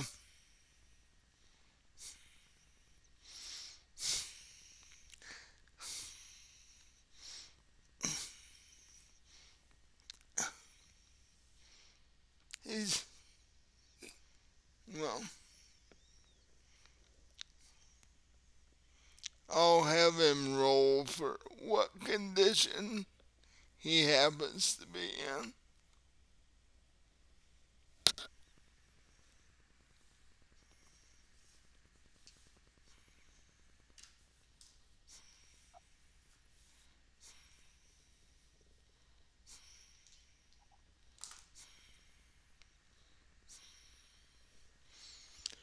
He got two successes after sitting there for a second.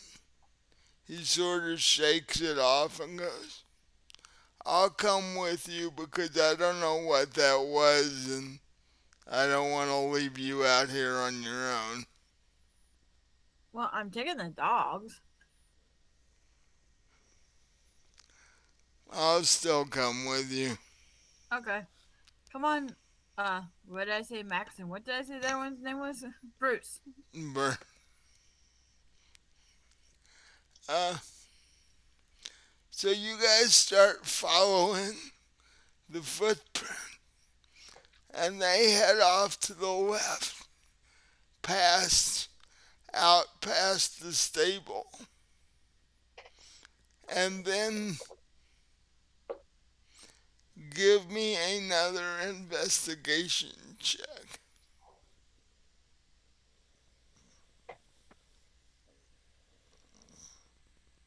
Two successes.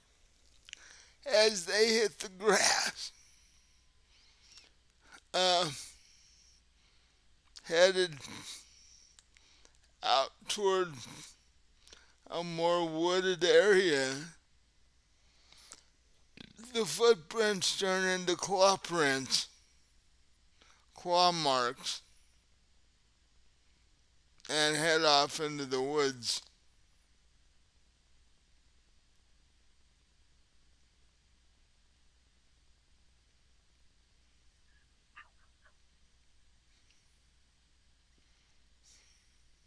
Hmm. Carter, what would change into footprints into claw prints?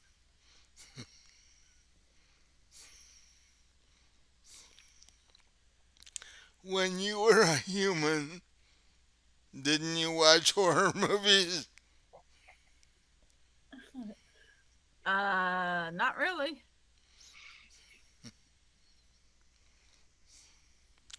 You've heard stories of werewolves, have you not? Yes. Well, Never thought they were true. did you ever think vampires were real before No. 2 weeks ago? No. So, think about it. Okay. So what would a werewolf be doing in art over here? Let's see. Werewolf, horses, food source. In this case, possible expensive food source. That's just the general thought. They may have other reasons, but Although you would think if they were hungry, they would have attacked before.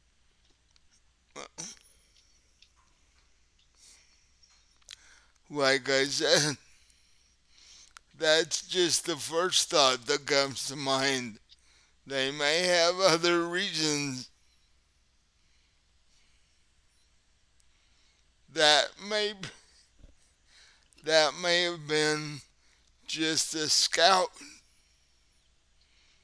Werewolves run in packs. Well, don't vampires usually? No, vampires are more solitary. We only get together in groups when it's necessary.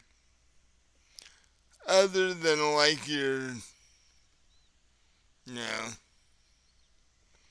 street gang sort of thing. Okay, Bub Game. I thought they were clans of vampires. They are. Then they're But clan is a loose title. It's not.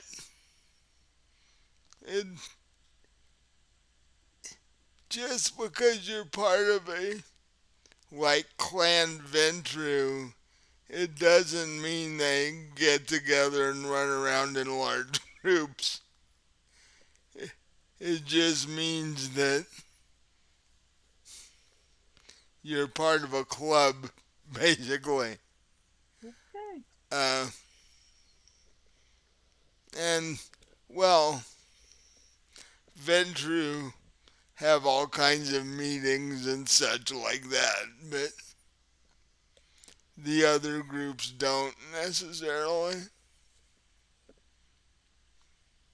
Okay. So So, where do we go and follow these claws marks, or do we go back? What do we do? I would go back for now, and then if it continues to happen, I'll get some more vampires together and we can go as a group then because we have no idea how big the pack is. And so if we go off on our own and it turns into 12 vampire 12 werewolves on two vampires, it's not gonna go well. Well, So, that's where we don't get that close. We just get close enough to see how many there are, see where they're going. Don't get close enough that they can see us. well, I, I guess we could do that if you wanted to, but Well, at least that way we know where they're at, roughly what we're dealing with. That way we can say, okay, guys, this is what we're dealing with. This is how many there are. well, you just gotta remember, don't make any noise and stay far enough back that they're not gonna see you. You, we are talking wolves, so Yes, their hearing and eyesight are almost as good as ours. So, true, true. so the two of you head off and follow the claw marks,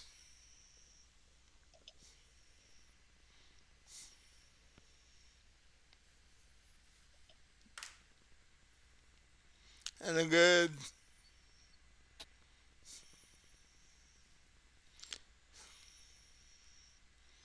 you go a good what half mile into the woods,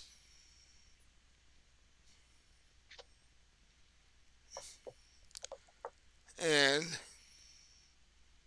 you see a ca- campfire basically, and around it you see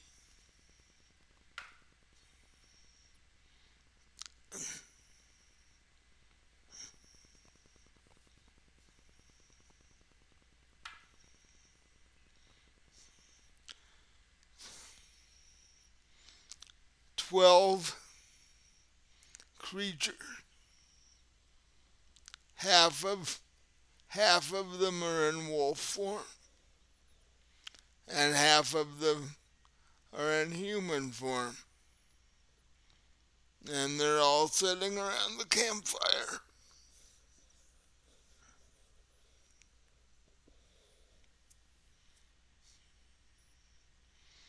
And it looks like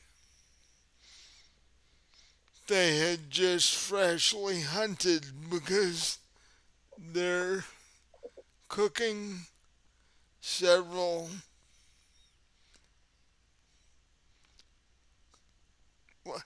several smaller animals over the campfire.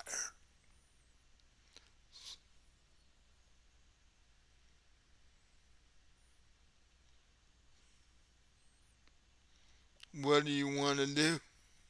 I stealthily walk, head back towards home. Okay. Yeah,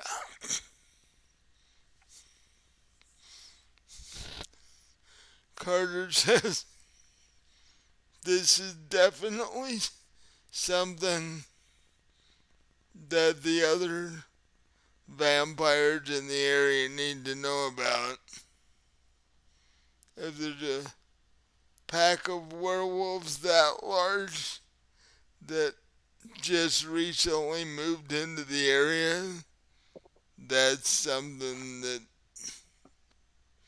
needs to be discussed and planned for.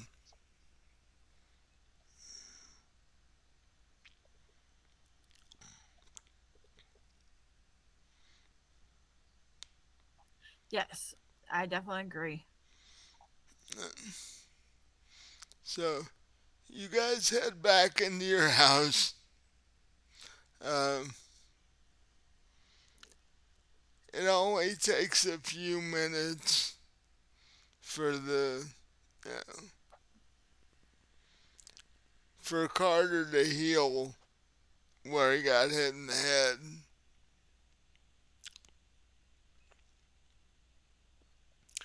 and he gets on his phone and starts making phone calls.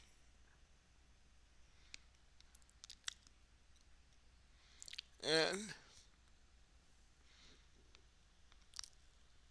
I think that's where we're gonna leave it tonight because now both of you have things that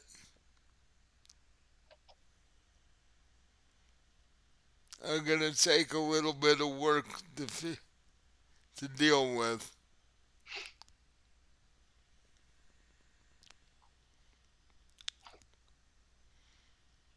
So did you guys have fun? Yes. Yeah. Uh, Misty gets to play with werewolves. Oh, yay! Yeah. No, and my first thought was, oh God, now we have werewolves. Of course, you know. I don't know which is worse, the werewolf or the stringe and or the seven. Well, Well, we know the seven are out to kill us. We don't know what the werewolves want. Exactly. like southern Midwest werewolves will fit nicely.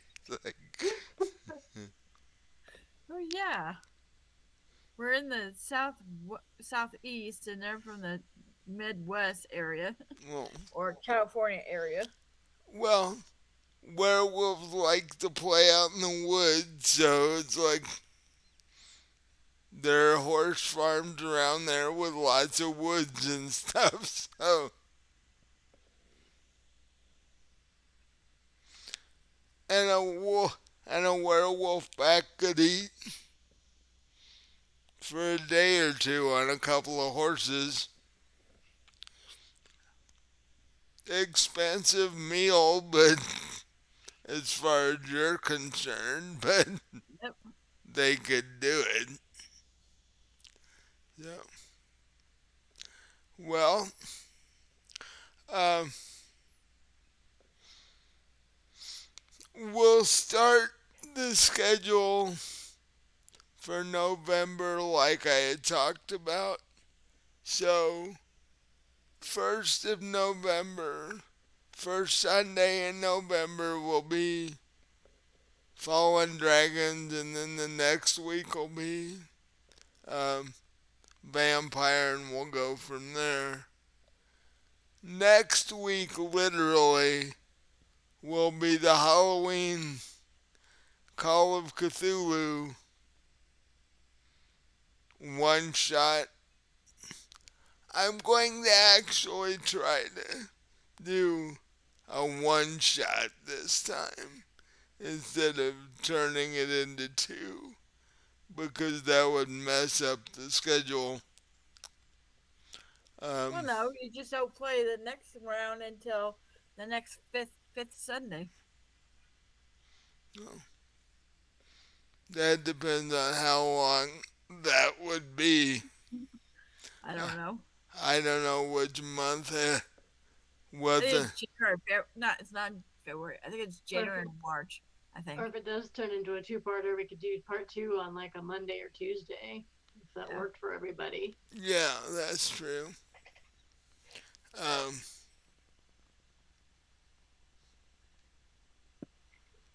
so, so definitely look forward to that for those people who like the Call of Cthulhu episodes.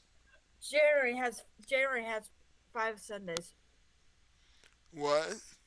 January has 5 Sundays. Mm, But then the first Sunday is the first. So I mean, it depends on if you want to play on New Year's Day or not. yeah. Well, yeah, that would depend on if people had drinking plans. Call of Cthulhu with the entire cast seriously hungover. That would be bad. Oh man, yeah, that wouldn't work out too well, Well, actually. any game with a drunk person would not Oh do very well. no.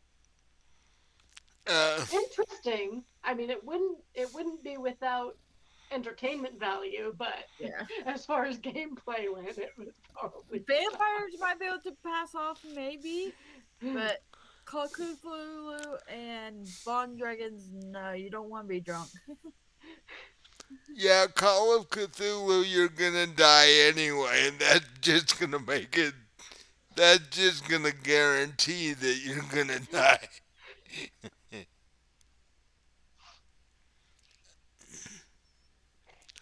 Um, And Bond Dragons would not be wise doing it drunk either. well, especially not during combat. That would be, no, because although I might start rolling really well if I play drunk. Maybe, maybe. it's the only time uh, Robin rolls well is when she's smashed. That'd be bad. That'd be really bad. That would be horrible. Then you'd have to start playing every time we play drunk. So Nah, that would that not would be good. no. It's like if you do well drunk, then we'll make you play every time drunk. Right. No.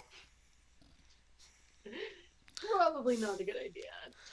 Players are hard enough to manage sober. I don't want to have to do it with a drunk cast. So, but anyway, look for that next week.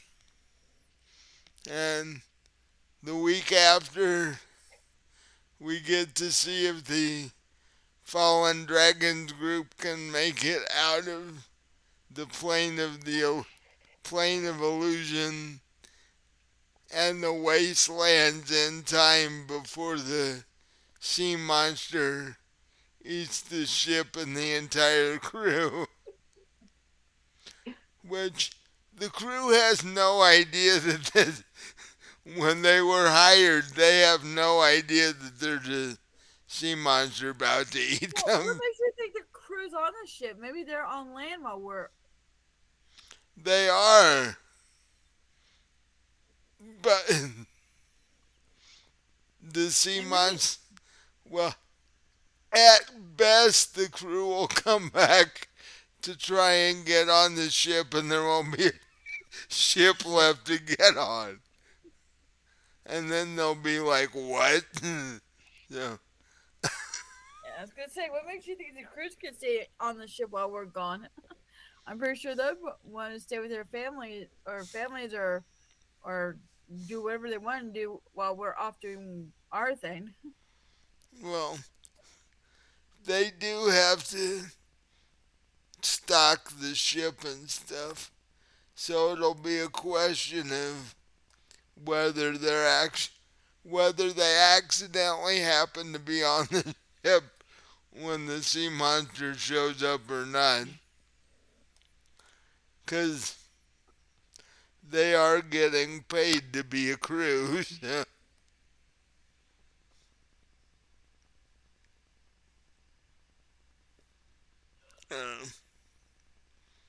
So that's what's coming up in the next couple of weeks. Um,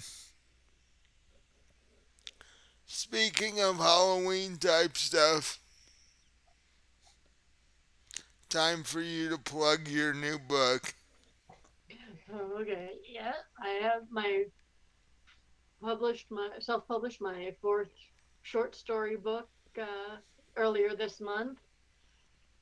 Check it out, and my other ones. The links should be in the description. Yep.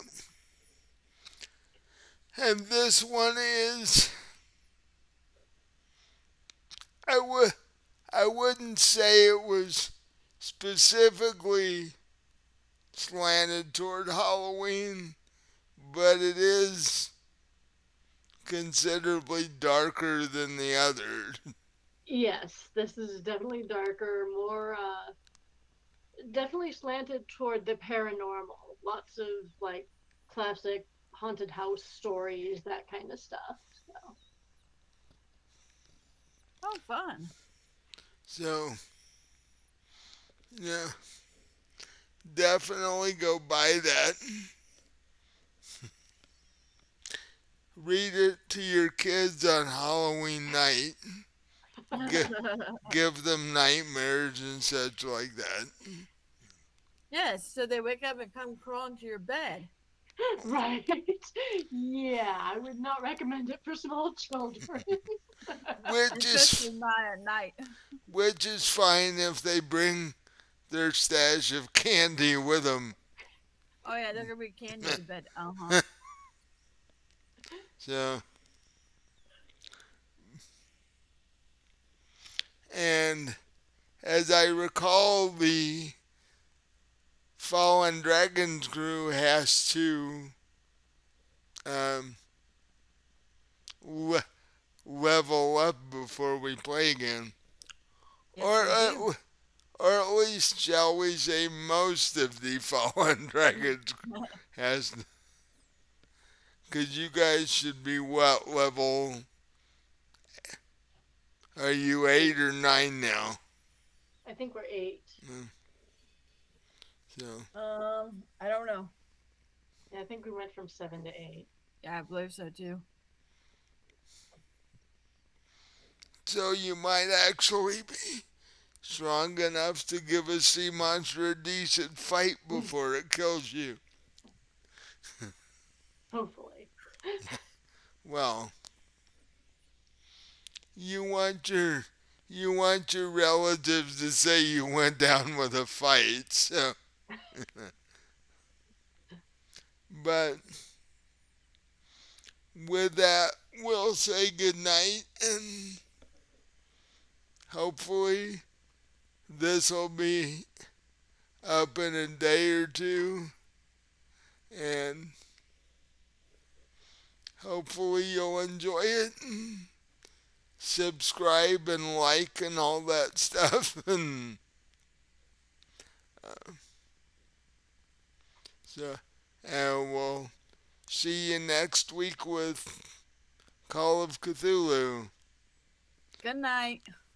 So, See you next time. night.